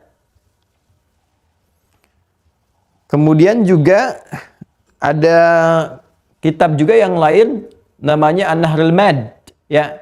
Ya, beliau menyampaikan bahwa para ulama-ulama, kan, mufasir-mufasir juga dan yang lainnya menginformasikan tentang nama Israel ini. Ya, nama Israel sebagai nama bagian yang dilekatkan pada malakul maut. Bahkan beliau mengatakan ijma'. Ijma' itu yang dimaksudkan sepakat kalau yang dimaksudkan Israel ini, ya, pemaknaannya ke malakul maut ke sini. Nggak ada yang lainnya gitu. Berdasarkan tuturan-tuturan di masa lalu. Ya. Termasuk juga Al-Imam Al-Baihaqi. Al-Imam Al-Baihaqi atau Al-Hafidh Al-Baihaqi itu punya kitab namanya Al-Ba'thu wan Nusyur. Al-Ba'thu wan Nusyur. Nanti satu saat kita tunjukkan ya. Al-Ba'thu wan Nusyur, ya. Kan kita juga punya turunan dari beliau, punya kitab Sunan Al-Baihaqi dan sebagainya gitu kan. Ada apa namanya? Di antara kitab yang lainnya juga namanya Al-Ba'thu wan Nusyur. Menyebutkan juga nama Israel. Jadi kalau saya tanya misalnya kepada Anda, malakul maut dulu, ya, orang-orang dari kalangan dulu tuturannya disebut dengan Israiliyat karena bersumber dari ini kalangan Israel yang dulu, ya, bukan yang sekarang, ya, yang dan sebagainya lah gitu. Ya, itu yang dulu dari kalangan Bani Israel punya tuturan-tuturan dikenal dengan Israiliyat namanya. Jadi kalau ada Israiliyat berarti menyambung ke masa-masa Israiliyat, di masa-masa Bani Israel dan turunan ke atasnya. Disebut dengan Israel. Kalau saya tanyakan, kalau ada nama menyebut malakul maut dengan nama apa? Israel. Sumbernya di mana? Dari apa? Nah, ini diantaranya, ya. Ya, di dalam kitab Al-Ba'thu wan Nusyur. Ada lagi kitab namanya Asy-Syifa bi Huquqi Sayyidil Mustafa atau bi Huquqil Mustafa. Nah, dia juga menyebutkan, ya, tentang nama Israel yang berdasarkan tuturan-tuturan, ya, pada apa namanya di pembicaraan-pembicaraan, riwayat-riwayat yang sampai kepada Israiliyat atau di masa-masa Bani Israel yang sampai ke era Nabi Muhammad, sampai dikenal juga oleh kita saat ini. Ada lagi di kutub-kutub tafsir, buku-buku tafsir. Kalau kita buka kitab-kitab tafsir yang menafsirkan Quran surah 32 ayat 11 ini. Ya. Misalnya tafsirnya Al-Qurtubi, kemudian Jamil Ahkamnya Qurtubi, kita temukan itu. Ya, termasuk di Ibnu Katsir juga disampaikan, ya, termasuk beberapa kitab tafsir yang lain hanya dijelaskan bahwa nama yang ditetapkan oleh Allah yang kita imani dalam konteks ini kita pahami dengan baik, ya, yaitu namanya yang malakul maut yang ini. Kalau ini kita anggap sebagai tuturan saja, tuturan-tuturan di masa lalu, malakul maut disebutnya dengan Israel. Nah, sekarang pertanyaannya, kenapa Al-Quran lebih menampilkan nama ini dibandingkan tuturan orang-orang di masa lalu? Ya, padahal bisa saja menampilkan, ini disebut ini, dan sebagainya, gitu kan? Atau di hadis disebutkan. Tapi kenapa ini yang ditekankan? Beda dengan Jibril disebutkan namanya Jibril. Mikael disebutkan namanya Mikael. Dalam hadis Israfil disebutkan Israfil. Tapi malakul maut, ini Allah menetapkan langsung dengan tugasnya. Malak maut. Diberi kewenangan hanya membawa maut. Ya, kenapa? Untuk memberikan kesan kuat kepada kita. Ya, kalau Anda disebutkan nama, Anda hanya akan ingat nama Israel, sudah. Tapi ketika diberikan tugas, ya, ditampilkan tugasnya, apa misinya, itu memberikan kesan yang dalam kepada jiwa. Coba kalau misalnya saya sebutkan kata aja, maut, terus otak kita bekerja, dicerna ke hati kita. Lain menerimanya. Ya, lain menerimanya. Jadi ini sudah standar. Ya, orang memahami secara fitrah tentang maut itu. Jadi ketika disebutkan malakul maut, awas ya, tiba-tiba datang loh malaikat maut. Ya, Anda bisa mendapati maut. Anda bertarung dengan maut, bertarung dengan kematian. Itu beda ke hatinya. Jadi ketika disebutkan kata-kata malakul maut, ada getaran kepada jiwa kita untuk mempersiapkan. Ya, ada kekhawatiran kalau kita pulang tuh nggak bawa bekal yang cukup. Ada kesiapan yang kita bisa maksimalkan. Ini kenapa ditampilkan nama malakul maut, memberikan getaran, untuk menggetarkan jiwa kita, dan memberikan sebuah peringatan bahwa satu saat akan tiba masanya kita pulang. Ya, tapi kalau kita dapatkan nama Israel, ini sumbernya Israiliyat, gitu kan? Tapi para ulama tafsir pun menyantumkan, termasuk di kitab-kitab para ulama yang lainnya. Jelas ya? Baik. Nah, sekarang yuk kita lihat sifat karakternya.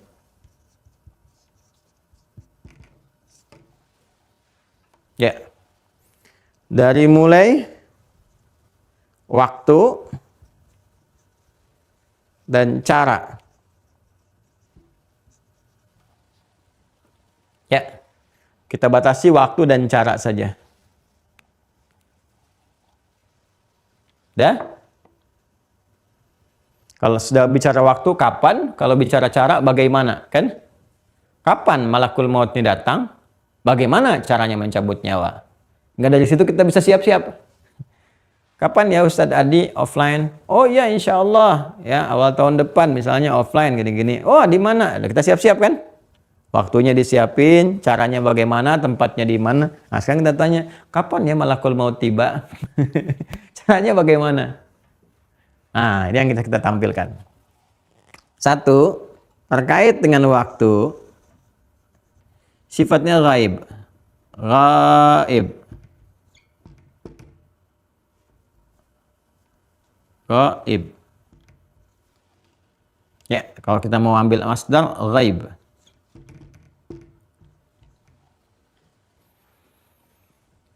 Ghaib artinya tidak ditampilkan. Ya. Tidak disampaikan terangnya, hanya mengikuti sifat ajal. Jadi, waktu yang ditugaskan kepada malakul maut untuk mencabut nyawa, jiwa, nafas, itu diikutkan pada sifat ajal. Sedangkan ajal, ini masuk dalam perkara ghaib. Allah hanya menetapkan ya batas kepada kita berkehidupan sesuai dengan ketetapannya, tapi tidak diinfokan kepada kita kapan. Dengan tujuan dan hikmah tertentu. Ya, dengan tujuan dan hikmah tertentu. Ya, karena itu ini masuk dalam kadar Allah. Masuk dalam kadar Allah yang ditetapkan, bahkan ya disebutnya pun ajali, zaman ajali gitu kan. Saat awal pemberian batas berkehidupan. Itu di awal sebelum fase kelahiran kita. Saat dibentuk dalam usia 4 bulan kandungan ditetapkan ajal sifatnya ghaib. Termasuk sama juga dengan rizki. Kehidupan, kematian, kan? Itu di gambarannya ada dalam hadis Nabi, riwayat sahabat Abdurrahman bin Auf. Kalau Anda mau gampang, yang paling cepat misalnya buka Al-Arba'in, ya, Imam An-Nawawi, Al-Arba'in An-Nawawiyah. Hadis Arba'in ada 42 hadis. Lihat hadis yang keempat. Hadis yang keempat. Ya, dari Abdullah bin Mas'ud, bukan Abdurrahman bin Auf. Ya, dari Abdullah bin Mas'ud. An Abi qala an Abi Abdurrahman Abdullah bin Mas'ud. An Abi Abdurrahman Abdullah bin Mas'ud radhiyallahu taala anhu qala Rasulullah sallallahu alaihi wasallam wa huwa as-sadiqul masduq inna ahadakum yujma'u fi batni ummihi 40 yawman nutfah thumma yakunu mithla dhalika 'alaqa thumma yakunu mithla dhalika mudghah. Setiap kalian, kata Nabi SAW, dibentuk dalam rahim ibundanya itu 40 hari pertama campuran spermatozoa dengan ovum berproses, kemudian berbentuk alaqa, zigot yang menempel di dinding rahim. Kemudian 40 hari ketiga 120 hari, 4 bulan berbentuk mudghah, mulai berbentuk daging keratan. Thumma yursalu ilaihil malak, diutus malaikat. Allah memerintahkan satu malaikat datang, fayanfukhu fihi roh, meniupkan roh. Ketika roh ditiupkan, terjadi perjanjian komitmen seperti di Quran surah ke-7 ayat 172, kan? Lalu ditetapkan wa yu'maru, diperintahkan malaikat bikatsbi arba'in, untuk menuliskan 4 hal, kan? Apa yang pertama? Bikatsbi rizqihi. Kemudian yang kedua ajalihi, kan? Nah, ditetapkan rizki dan ajalnya. Nah, sifat rizki dan ajal itu sifatnya bersanding, memiliki sifat ghaib. Ya. Ditetapkan oleh Allah, tuliskan malaikat, ditulis, tapi nggak diinfokan kepada kita. Ya, kapan ini waktunya kita mendapati ajal? Untuk hikmah tertentu. Apa hikmahnya? Satu, ya, supaya kita memiliki semangat untuk menjalani kehidupan di bumi dengan sifat dunia. Ya. Sebab kalau kita diinfokan, wah udah, nggak ada orang semangat memakmurkan bumi. Ya, nggak ada orang semangat untuk beribadah dengan cara berkehidupan sosial dan sebagainya. Udah nyiapin kematian aja, kan?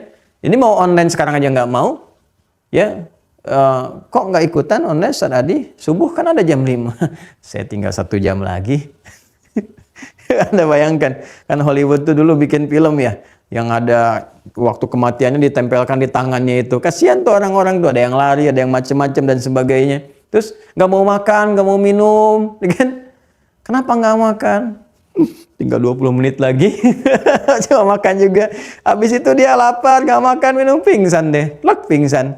Ya, begitu sadar bangun dikasih minum, baru 1 sedotan meninggal. Waktunya habis. Ya. Anda kebayang. Jadi nggak ada gairah, nggak ada semangat. Makanya dijadikan itu gaib, tak tampak, tak diinfokan dan sebagainya, supaya menjalani semangat.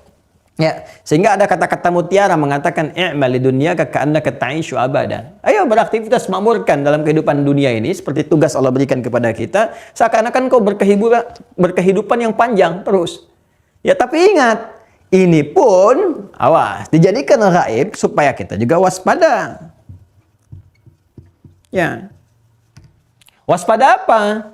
Waspada bahwa satu saat akan tiba ajal kita untuk pulang. Jadi kalau setiap hari ini kita padukan dua-duanya, kita semangat dan waspada, kita satukan saat yang bersamaan, maka terjadilah kemudian, ini dia, satu kualitas kehidupan. Tatanan kehidupan yang berkualitas. Karena saat yang bersamaan dia siapkan. Saya waspada menyiapkan, jangan-jangan saya meninggal di hari ini. Maka saya dengan itu semua akan semangat menunaikan ibadah. Ya, dia semangat sholatnya, dia niatkan pekerjaannya sebagai ibadah. Jadi semua aktivitas kehidupannya dia niatkan sebagai ibadah. Sehingga saat pulang pun, dalam keadaan apapun, saat kerja ngetik di kantor dia niatkan ibadah. Saat jalan dia niatkan ibadah. Naik kendaraan dia pun berdoa niatkan ibadah. Jadi semua keadaan dengan kewaspadaannya dia siapkan semangat menjadi khalifah di bumi, mengisi dengan ibadah, dan saat mendapati ajal pun dengan kematian kapanpun, bagaimanapun caranya, tetap Masya Allah, dia wafat dalam keadaan sedang beribadah kepada Allah Subhanahu wa Ta'ala. Jadi itu hikmahnya kenapa ya ajal itu tidak diinfokan kepada kita, salah satunya untuk memberikan kita semangat menata kehidupan di dunia, sekaligus memadukan semangatnya dengan kewaspadaan tinggi yang dengan perpaduan ini menjadikan antisipasi kehidupan kita selalu berada dalam frame ibadah. Ya.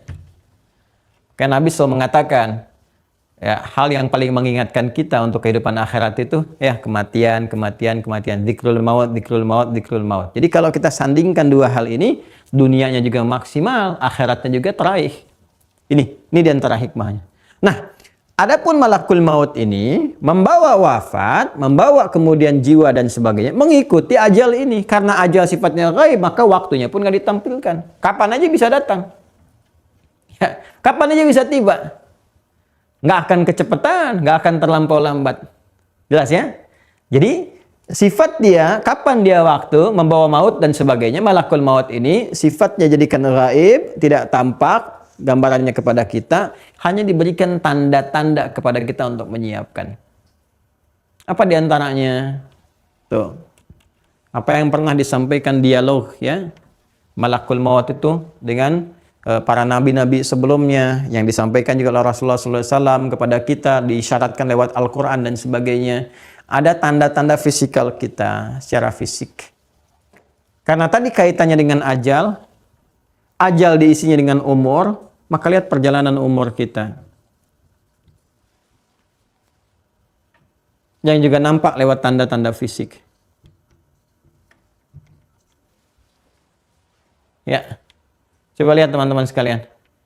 Ya, kalau ingin kita gabungkan keseluruhannya, misalnya di Quran surah ke-22 Al-Hajj. Ini dari mulai dicipta, dibentuk dalam perut ibunda kita, sampai keluar, sampai dikembalikan ila ardhalil umri, okay? Ya, sampai keadaan yang paling rendah lagi. Quran surah 22 Al-Hajj ayat 5. Ya. Dan ini sebagai informasi saja ya. Nanti tanda-tanda fisik ini akan memberikan sebuah gambaran diantaranya kepada kita bagaimana, walaupun ini bukan tanda mutlak ya. Ini saya berikan tanda umum, isyarat umum gitu ya, yang terkait dengan ajal. Kita baca dari sini. Ini nggak mudah ya memahaminya. Bacanya dari ajal. Ya, kita diberikan ajal, walikulli ummatin ajal. Ajal terkait dengan umur terkait juga dengan ini nafas. Ya, kullu nafsin dha'iqatul maut. Maut datangnya sesuai dengan ajal. Hadisnya saya tampilkan. Sedangkan ajal kaitan erat dengan umur. Makanya dalam umur pun kita bisa baca salah satunya terkait dengan apa? Dengan tugas-tugas yang terkait dengan malakul maut. Apa di antara tandanya? Tanda umum, tidak bisa dijadikan sebagai patokan yang baku ya sifatnya. Tapi ini umum saja. Artinya apa? Kalau umur sudah semakin meningkat, tanda fisik pun mulai berubah. Mulai lemah sampai ardhalil umri ya, sampai batas usia yang kesulitan lagi beraktivitas, lemah. Kalau sudah lemah kan berakhir. Ya. Makanya dalam sisi ini Nabi mengingatkan kepada kita, ya, usia umatku kata Nabi, ya, ma baina sittin wa sab'in wa qalilun ma yazidu 'ala dzalik. Usia umatku kata Rasulullah SAW itu antara 60 sampai ke 70 tahun dan sedikit yang melampaui ini. Ya. Sedikit yang melampaui. Ini pun kaidah umum. Ada yang di bawah 60, ada yang bahkan baru 6 tahun, ada yang 16 tahun, ada yang 26 tahun, ada 36 tahun, dan sebagainya. Nanti di antara ini sekatnya ada 40 tahun. Kalau sudah 40, maka harus lebih serius lagi. Bahkan ayatnya turun, Quran surah 46, Al-Ahqaf, ayat 15. Ya. Ada ayatnya? Wassaynal insana biwalidayhi ihsana. Ada? Ya, dan kami wasiatkan kepada setiap manusia yang beraktivitas untuk berbuat baik kepada kedua orang tuanya, gitu kan? Ibunya telah mengandungnya dalam keadaan yang sangat bersusah payah sampai masuk dalam usia 40 tahun. Ketika 40 tahun itu dibimbing oleh Allah supaya kita bisa memantapkan keadaan jiwa kita, fisik kita, memperbanyak doa, minta dibimbing. Sampai dia berkata, Rabbi auzi'ni an ashkura ni'mataka allati an'amta 'alayya wa 'ala walidayya. Seterusnya apa? Wa an a'mala shalihan tardah. Ya udah, kalau sudah ada kematangan emosional, kematangan fisikal, kematangan intelektual, semua sudah matang, maka kita diminta oleh Allah langsung minta bimbingan langsung dari Allah supaya bisa meniti amal saleh yang diridhai. Kenapa? Karena jangan-jangan sebelum 40, sebelum matang semuanya, ya ada amal kita yang belum saleh atau ada amal saleh yang belum diridhai. Sekarang semua sudah matang. Masa kalau semua sudah matang belum diridhai juga? Maka kita minta bimbingan kepada Allah. Jangan-jangan anak 4 tahun sudah bagus bacaan Al-Quran. Ada yang dikasih 40 tahun, belum matang, baca aja nggak bisa. Terus pengen masuk surga, pengen firdaus lagi. Ya kan? Nah, bagaimana ikhtiar kita untuk mewujudkan itu? Maka serius terus, itu kan pengingat. Kalau sudah lewat ini secara fisikal, fisik sudah mulai melemah dan sebagainya, udah mulai itu. banyak zikir, siap-siap dan sebagainya. Kita nggak tahu di titik mana malakul maut datang. Ya, Rasulullah SAW di titik antara ini ke sini kan, kurang lebih 63, ya kan? Ada yang sekarang sudah 70, ada yang lebih dan sebagainya dan seterusnya. Itu banyak-banyak mendekat kepada Allah, banyak berzikir, menjalani aktivitas seperti biasa. Ya, senang dengan bunga, tata bunga, niatkan ibadah, yang dengan itu kita menjaga, ya merawat segala hal yang Allah tetapkan. Zuyyina lin-nasi hubbus syahawati minan nisa'i wal banina wal qanatiril muqantarati minadh dhahabi wal fiddah wal khailil musawwamati wal an'ami wal harth, ya. Ada di pertanian, ada yang aktif melihara hewan-hewan dan sebagainya. Niatkan sebagai ibadah. Saya pengen ngamalin Quran surah Ali Imran ayat 14, ya. Saya pengen merawat cucu, anak, niatkan ibadah. Bismillah sampai tiba waktunya. Ya, tapi ini bukan baku karena kematian pun bisa datang kapan saja. Artinya tetap ada kewaspadaan, ya. Jadi ini sifatnya. Karena kita tahu malakul maut dapat datang kapan saja, karena itulah kemudian di antara hikmah terbesarnya ditujukan oleh Allah kepada kita untuk menjaga setiap hamba supaya tidak berbuat maksiat. Nah, ini hikmah terbesarnya. Ya. Jadi kalau ditanya, ada pertanyaan kenapa malakul maut ya ditugaskan oleh Allah Subhanahu wa taala ya membawa maut dengan waktu yang gaib sifatnya, nggak diinfokan kepada kita, atau dalam bahasa lain kenapa kematian nggak diinfokan ya kepada kita. Salah satunya selain seperti yang saya terangkan memadukan sifat semangat dan juga waspada, juga ini untuk menjaga setiap hamba agar tidak berbuat maksiat. Bagaimana memahaminya? Cukup dengan kalimat ulama-ulama yang diwariskan sampai juga saya dapati, saya sampaikan lagi kepada Anda semua. Ya, guru-guru kami mengajarkan, perhatikan baik-baik. Kalau Anda terfikir saja berbuat maksiat, bayangkan Anda akan wafat pada saat itu. Ya, Anda terfikir saja berbuat maksiat, bayangkan akan wafat. Maka merasakan kematian, ya kan? Membayangkan kalau sekiranya kita wafat di saat itu sesuai dengan ajalnya, maka itu akan menghadirkan kekuatan pada jiwa kita untuk meninggalkan perbuatan maksiat yang diprovokasi oleh setan. Ya. Tinggal kita terapkan dalam kehidupan kita. Itu yang dimaksudkan oleh Nabi SAW, zikrul maut. Mengingat kematian itu wasiat yang paling indah. Pengingat yang paling kuat. Ya. Makanya kalau ada di pekerjaan ditawari dengan sogokan. Ini nih, sebentar lagi ada lelang nih, ikut yuk, gitu kan. Kayaknya bisa dibantu deh Pak, asal Bapak keluarkan sekian. Bayangkan kalau Anda mengeluarkan, wafat seketika. Ayo. Ya, ada yang ngajak korupsi, bayangkan ketika Anda, udah nggak usah bayangin macam-macam deh. Bayangin ini itu proses hukum. Sampai sekarang saya bingung, maksiat aja jadi industri. Dan dihitung tuh. Wah, korupsi 100 miliar, dan dihitung dulu tuh. Ada yang ngitung, korupsinya 100 miliar. Nanti kalau masuk penjara, ancaman hukuman paling tinggi berapa? 20 tahun. Remisi sekian, dapatnya 10 tahun. Ya, itu biaya di penjara. Berapa? Dihitung biaya di penjara. Habisnya 30M, masih untung 70M. Untung. Tuhan, bisa kebayang nggak? Ya, ada manusia-manusia begitu tuh. Jadi maksiat pun direncanakan. Itu tandanya imannya sangat bermasalah. Sangat bermasalah. Ya, kalau iman kuat itu, ini yang digunakan. Terfikir sedikit aja. Mahasiswa mau nyontek tuh, ujian tuh. Bayangkan begitu curang meninggal. Wailul lil mutaffifin, ancamannya wail tuh, celaka orang-orang curang. Ya, pedagang bisnis mau nipu, ayo juruk ketik, mau masukkan angka 0 berlebihan. Bayangkan ketika masukin itu malaikat maut datang. Malakul maut datang. Seketika tiba ajalnya. Maka mengingat ini kematian yang dijadikan gaib oleh Allah, waktunya nggak disampaikan kepada kita terangnya kapan. Ada dua tujuan. Satu ini yang menghadirkan semangat dengan perpaduan kewaspadaan sehingga meniti amal dengan gairah yang tinggi. Sisi lain kita pun bisa terhambat atau dicegah untuk berbuat maksiat. Ini poinnya. Ya. Nah, kalau masih ngeyel seperti apa? Allah kemudian jelaskan, nih cara malakul maut ini akan begini cara mencabut nyawa. Kalau kamu masih nekat mengumpulkan maksiat, begini akhirnya. Kalau kamu menghindari itu bergeser kepada taat, akan begini cara malakul maut memperlakukan Anda. Ya, seperti apa gambarannya? Turun lagi ayatnya. Ya. Yang taat, yang saleh, maka Allah turunkan Quran surah ke-89 Al-Fajr ayat 27 sampai 30. Masya Allah. Bagaimana rahmat Allah diberikan di sini sampai malakul maut pun ya karena tugas ditunaikan pun dengan sempurna, tapi di sini ada panggilan Allah yang menggetarkan segalanya, maka malakul maut pun memperlakukan dengan sangat halus luar biasa karena panggilan Allah menggetarkan semua hal ya dalam fase perpindahan atau kematian yang sedang terjadi itu. Perhatikan kalimatnya. Ingat yang dicabut apanya? Nafasnya kan? Nafas kan yang kembali kan? Baik, perhatikan di sini. Ada hamba-hamba yang saking luar biasa Masya Allah, ketaatannya dibangun, disiapkan, kecintaannya kepada Allah tinggi dan sebagainya. Sehingga kalimat Allah yang sampai dalam panggilannya menjadikan malakul maut pun begitu luar biasa halus. Ya halus. Ya, karena ada kalimat-kalimat firman Allah yang bersamaan ketika tugas dilakukan itu mengiringi. Seakan-akan ya kayak beginilah.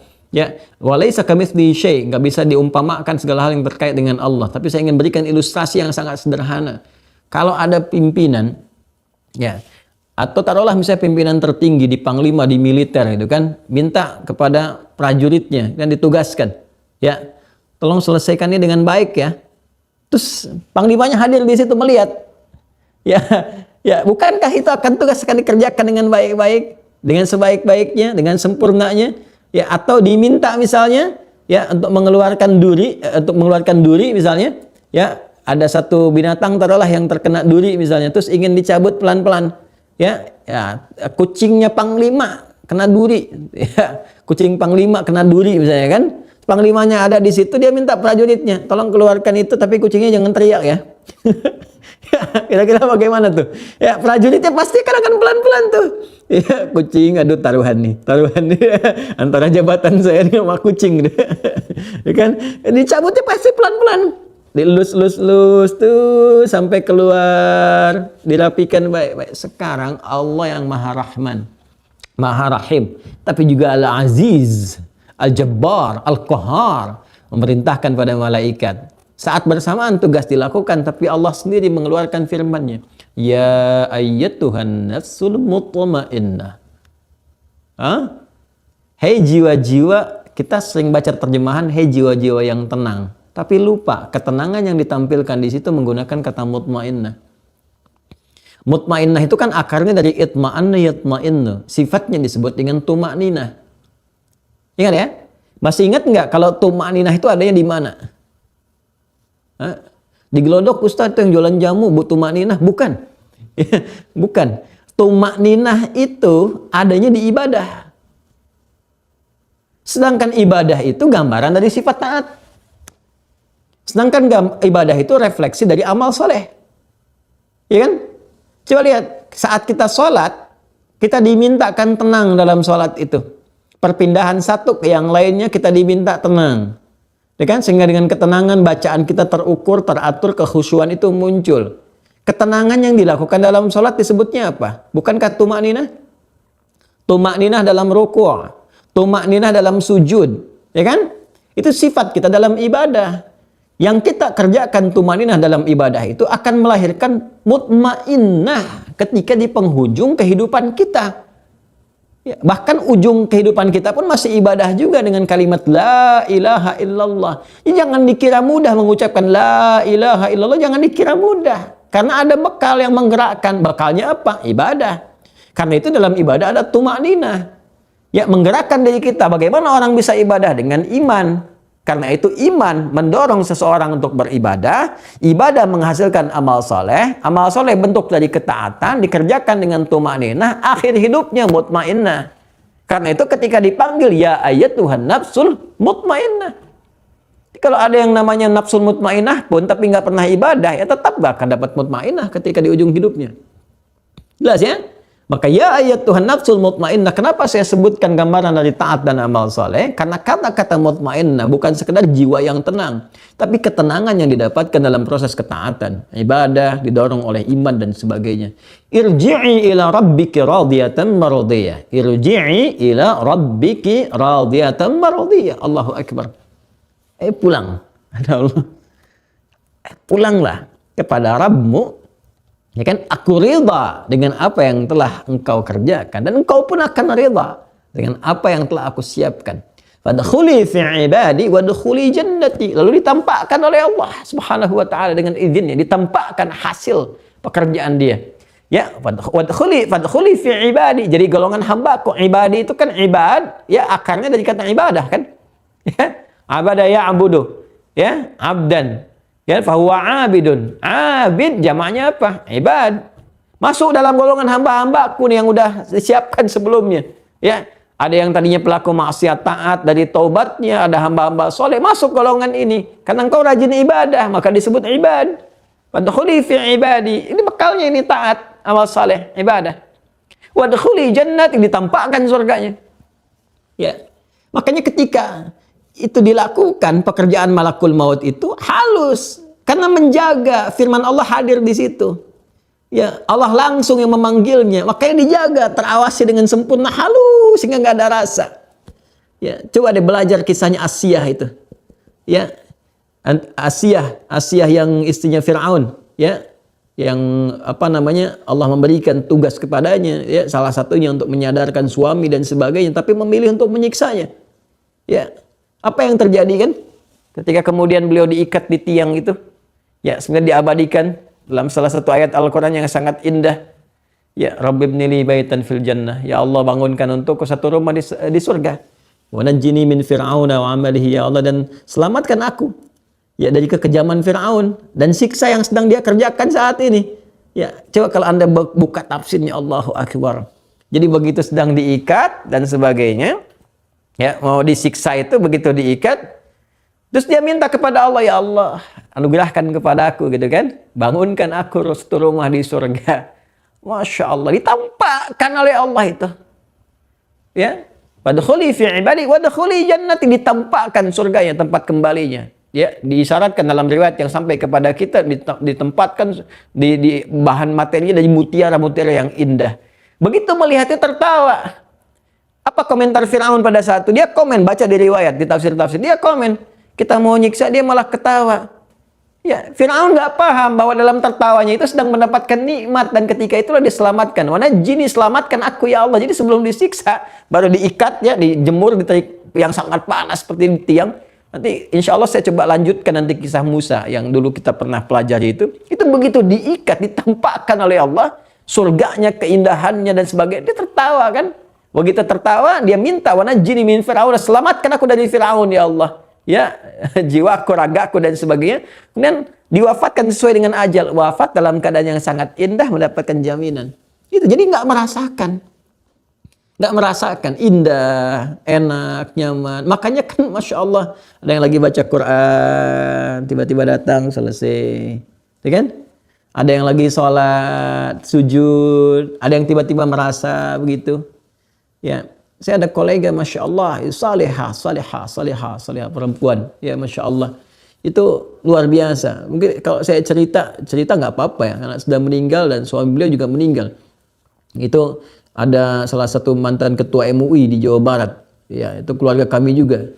Kiai Haji Hafidh Utsman itu punya istrinya, beliaunya soleh, ya, pulang dari haji, meninggalnya pulang dari haji. Istrinya juga soleh luar biasa.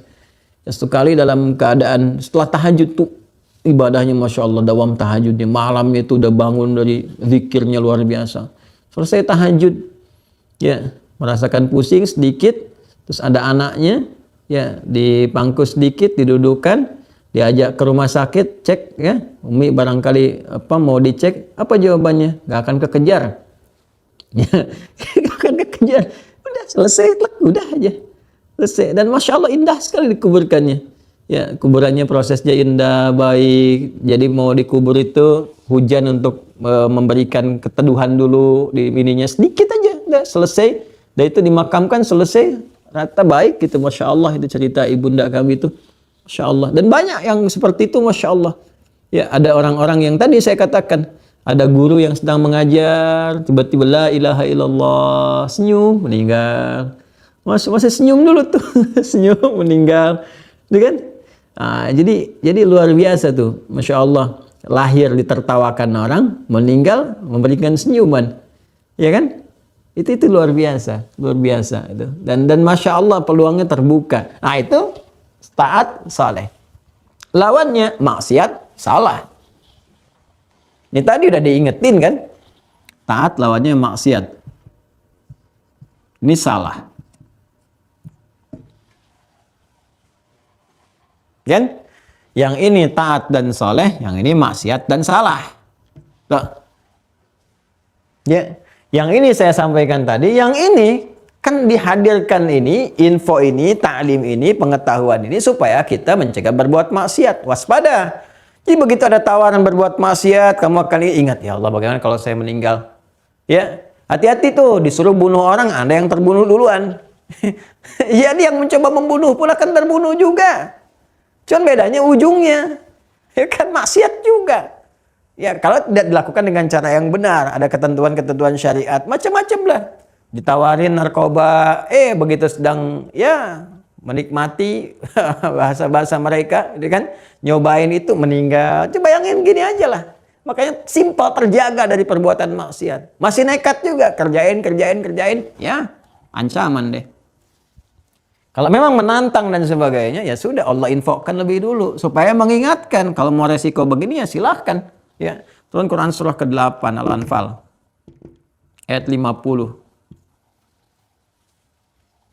Walau tara idh yatawaffal ladzina kafaru al-malaikatu yadribuna wujuhahum wa adbarahum ya wa dhuqu adzabal hariq. Ada ayatnya? Kalaulah engkau mampu melihat, kalaulah berarti nggak mampu. Karena lau di sini menggambarkan sesuatu yang memang kita nggak bisa ya melihatnya secara langsung atau mengalaminya sebelumnya gitu. Walau kalaulah kan apa namanya kalau kita sampaikan sekarang, kalau aja dia ikut taklim kemarin berarti nggak ikut kan? Tapi rahmannya Allah diinfokan sekarang untuk persiapan yang akan datang. Jadi Allah yang menyampaikan kepada kita. Kalau kita di antara manusia itu sudah luput. Ya, misalnya si fulan nih, ya Rahmat misalnya, nggak ikut taklim, ada materi bagus yang dia butuhkan. Kalau kamu kemarin ikut aja Rahmat, berarti nggak ikut kan? Itu sifat makhluk. Tapi kalau Allah beda, menyampaikan itu untuk yang akan datang karena rahmannya menginfokan pada kita sifat kasihnya. Ya kata Allah, kalaulah tahu nih orang-orang yang ingkar ini, ya kafaru. Kafaru itu kan menunjuk pada perbuatan. Ya ada dua, bisa orang yang nggak beriman atau orang yang mengaku beriman tapi perbuatannya seperti yang tidak beriman. Itu menggunakan kata yang sama, kafar, jamaknya kafaru. Ya seperti Quran surah 7, Ibrahim ayat 14. Wa idh ta'adzana rabbukum la in syakartum la azidannakum wa la in kafartum. Ya, kafartum. Jadi kalau kamu syukur ditambah nikmat. Kalau kamu kufur di situ ya tidak dimaknai keluar dari Islam. Ya, tapi kufurnya apa? Kufur pada nikmat. Dia diberikan rezeki, harusnya berzakat, dia nggak zakat. Dia diberikan kekuatan, katanya berislam, di KTP-nya Islam, tapi nggak mau sholat.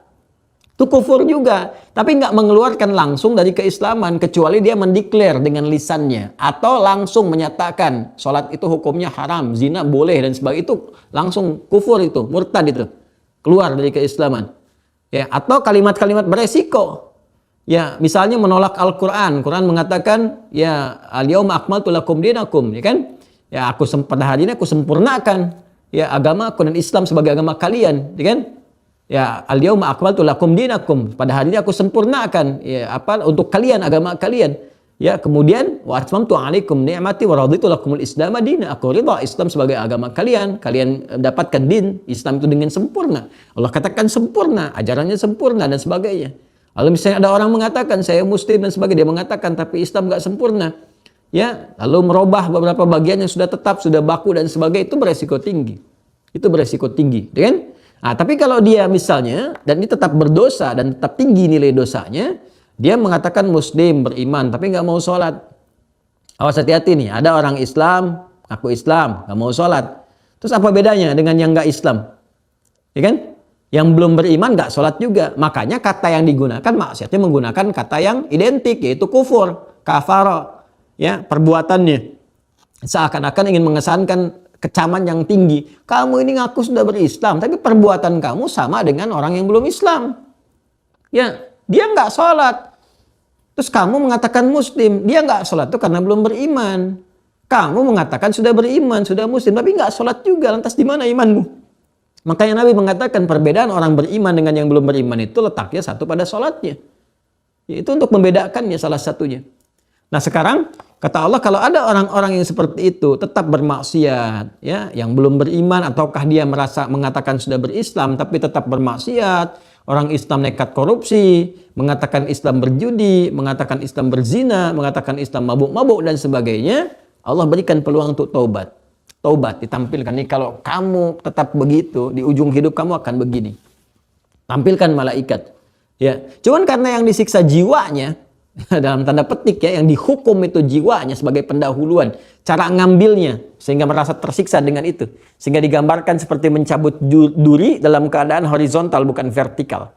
Duri masuk ke daging kita, kalau vertikal begini kan nariknya begini, tapi kalau horizontal begini, tuh nariknya begitu. Ya, terasa. Jadi seakan diisyaratkan dalam Al-Quran, oh dipukuli itu, ya, wajah dan bagian punggungnya, keluar kamu, kan? Kenapa nggak mau keluar juga? Pukulin. Masa sih Ustadz? Ya silakan aja rasain. Kalau masih nekat, kan? Nah, tapi kan demikian itu bagi orang beriman, karena kan ini iman. Ini yang dikhitab bukan akalnya, tapi imannya. Dan nanti suasana itu akan terlihat. Karena itu orang akan mengalami sakaratul maut berdasarkan kebiasaan yang ia lakukan. Ya, sakrat itu kan nggak sadar. Karena itu lisannya bisa meracau, pikirannya kemana-mana dan sebagainya. Tapi kalau biasa zikir, yang keluar zikir. Ya, bukan meracau, yang muncul tuh malah bacaan Quran.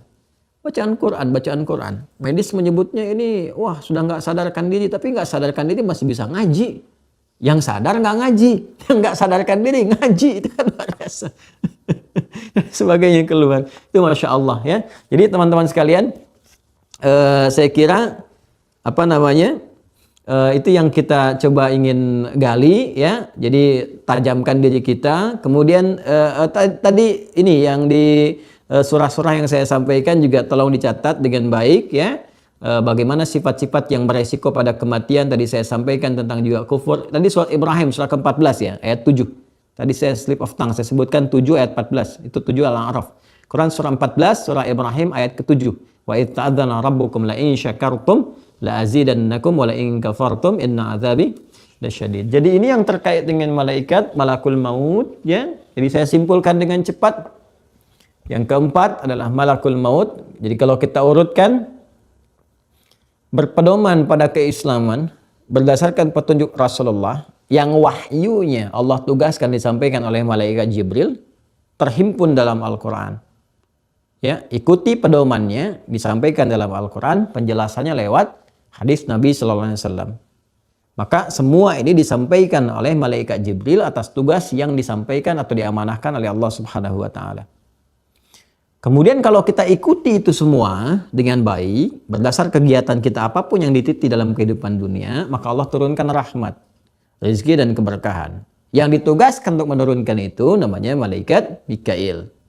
Jelas, kita sudah belajar di mana dia senang turun, tinggal dan memberikan macam-macam ya kepada kita yang berusaha untuk mendapatinya.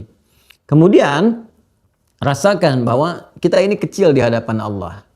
Ya, kita butuh semua karunia-Nya dan sebagainya. Dan semua kehidupan, jangankan kita, semua kehidupan di alam ini pada saatnya akan berakhir. Maka Allah tampilkan dan kenalkan kepada kita tentang malaikat Israfil. Bahkan dibuktikan oleh penemuan ilmiah kekinian bagaimana keadaan kita, galaksi kita, bumi kita yang seakan-akan besar ternyata sangat kecil. Dan berada dalam frame, ya ruang yang seakan mirip dengan satu trompet, kan, yang saat siap ditiupkan hancur keseluruhannya. Kan? Dan kita merasa, oh kalau begitu ya tunggu aja, masanya masih lama, hancur semua. Tidak. Karena ada kiamat kecil yang kita juga akan alami oleh setiap jiwa. Ya, bukan umumnya makhluk, tapi oleh setiap jiwa. Setiap jiwa kita pasti akan mengalami satu gerbang pembatas dengan menuju pada dimensi yang selanjutnya disebut dengan kematian. Maka Allah tugaskan malakul maut namanya untuk membawa maut, mewafatkan kita dan kembali mempertanggungjawaban apa yang telah kita kerjakan kepada Allah Subhanahu wa Ta'ala. Waktu yang ditugaskan disifati ghaib supaya kita terjauh dari maksiat. Karena itu penting mengingat kematian dan menghindarkan diri dari maksiat. Cara paling gampangnya ya, mau maksiat ingat wafat. Mau maksiat ingat wafat. Ya, telunjuk orang tahiyat tidak akan pernah berbuat maksiat karena dia sadar satu kali akan wafat. Oke. Kemudian yang selanjutnya dirahasiakan waktunya supaya kita semangat menjalani kehidupan sebagai khalifah di bumi sekaligus waspada untuk meningkatkan amal soleh sebelum datang kematian kepada kita. Kemudian tanda-tanda kematian itu, ya Allah berikan satu hukum umum melalui usia kita perjalanannya sampai dengan keadaan fisik ataupun Allah tetapkan sesuai dengan keadaan masing-masing. Di mana dia wafat, kapan dia meninggal, semua kembali kepada Allah. Yang surat yang belum saya sampaikan, Quran surah 31 Luqman ayat 34. Quran surah 31 Luqman ayat 34. Ya. Innallaha indahu ilmus sa'ah wa yunazzilul ghaith wa ya'lamu ma fil arham wa ma tadri nafsum madza taksibu ghadan wa ma tadri nafsum bi ayyi ardin tamut. Ada 5 hak prerogatif yang hanya Allah yang mengetahuinya, nggak dibagi pada siapapun di antara makhluknya. Pertama, menetapkan kiamat, kedua, mengatur keadaan iklim atau cuaca, ya kan? Kemudian yang ketiga adalah menetapkan segala yang terjadi dalam rahim, ya, saat kita berproses di perut ibunda kita. Yang keempat adalah apa yang akan terjadi selanjutnya di kemudian hari. Ya, yang kelima adalah kapan dan di mana kita akan wafat. Kapan dan di mana kita akan wafat, kita akan meninggal, maut itu akan datang. Karena itu selalu waspada. Ya, mungkin saat kita berharap ya, meninggalnya di tanah suci, ternyata ketika pulang ke tanah kusir meninggal di tanah kusir. Ada yang di Tanah Abang, ada yang di Aceh, ada yang di Papua, orang Jawa kok meninggal di Sumatera, orang Sumatera di Jawa, atau sedang di Amerika, macam-macam bisa terjadi.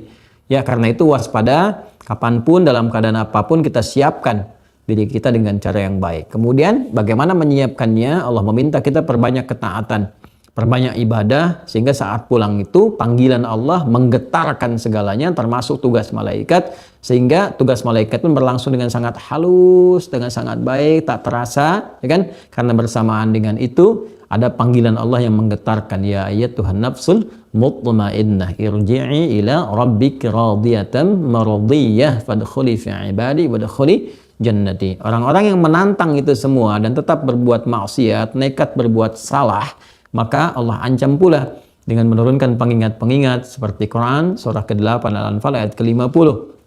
Ya, walau tara idh yatawaffal ladzina kafaru al malaikatu yadribuna wujuhahum wa adbarahum wa dzuqu adzabal hariq, gitu kan? Dan rasakan ini hukuman. Ini hukuman pendahuluan nih, bonus nih. Ya, yang membakar dan sebagainya, dipukuli depan, belakangnya dan seterusnya. Ini menarik nih teman-teman sekalian. Jadi sifatnya ada yang terbakar di situ. Jadi bayangkan meninggal dibakar dan sebagainya gitu kan. Ada yang memang merasakan langsung dari dalam. Ya, dari dalam. Maka ada yang teriak-teriak, ada yang begini, ada yang begitu, ada yang wajahnya ketakutan dan sebagainya gitu. Karena baru tampak aja kan nampaknya sesuai dengan amalan. Kalau kita nampaknya baik, ya penampakannya baik, halus, bercahaya kan, senyum kita. Ya kan, bahkan mengucapkan salamun alaikum, gitu kan. Ya, kita katakan la ilaha illallah, salam warahmatullahi wabarakatuh, la ilaha illallah. Ada yang langsung kalimat tauhid la ilaha illallah, ya. Ada yang amalnya jelek, gitu kan, sajiat, dan tampaknya buruk, takut, ketakutan, melotot dan sebagainya, mata meracau, kemudian teriak-teriak dan sebagainya, gitu kan. Atau ada yang ditampakkan langsung, ada yang dibakar dan seterusnya, gitu kan. Nah, kita insya Allah mudah-mudahan wafat dalam keadaan husnul khatimah, akhir yang baik, didekatkan pada kemuliaan. Tapi ingat, ya bekalnya adalah amal saleh, taat sampai kita bisa mengucapkan amal lisan kita yang terakhir untuk menjemput kematiannya, itu la ilaha illallah Muhammadur Rasulullah. Maka siapa yang hadis Mu'adz bin Jabal, siapa yang mampu mengucapkan man kana akhiru kalamihi la ilaha illallah dakhala al-jannah. Siapa yang kalimat terakhirnya la ilaha illallah, dijamin masuk surga. Ya, tapi jangan pahami demikian. Gampang ya, la ilaha illallah aja masuk surga, latihan dari sekarang. Tidak. Karena kalimat itu adalah kalimat iman yang disupport oleh jiwa terdalam. Sedangkan iman untuk memberikan support butuh amal soleh, disebut dengan takwa. Maka dari sekarang kumpulkan. Itu yang dimaksud dalam hadis yang lainnya ketika Nabi menyampaikan, kan, ala makana minal amal. Ya, kalimat la ilaha illallah itu bergantung kepada amalnya. Bergantung kepada amalnya. Saya kira itu yang kita bahas di pertemuan kali ini. Alhamdulillah, semoga Allah muliakan kita. Maafkan saya banyak kesalahan yang saya tampilkan, baik dari perilaku, sifat ataupun tutur kata yang dirasakan kurang berkenan. Saya tidak bermaksud apa-apa kecuali hanya menyampaikan yang kiranya bermanfaat. Namun penilaian kan bisa berbeda-beda. Karena itu mohon menerima, kalaupun ada yang salah, penerima permintaan maaf saya, mohon maafkan sebaik-baiknya. Dan saya juga dengan senang hati merubah apa-apa yang mungkin kurang baik dalam apa-apa yang saya sampaikan. Semoga Allah meridhai semuanya. Semoga Allah memaafkan kita semua, mengampuni kita semua. Terima kasih atas perhatiannya. Allahumma taqabbal minna innaka antas sami'ul alim wa tub 'alaina innaka antat tawwabur rahim.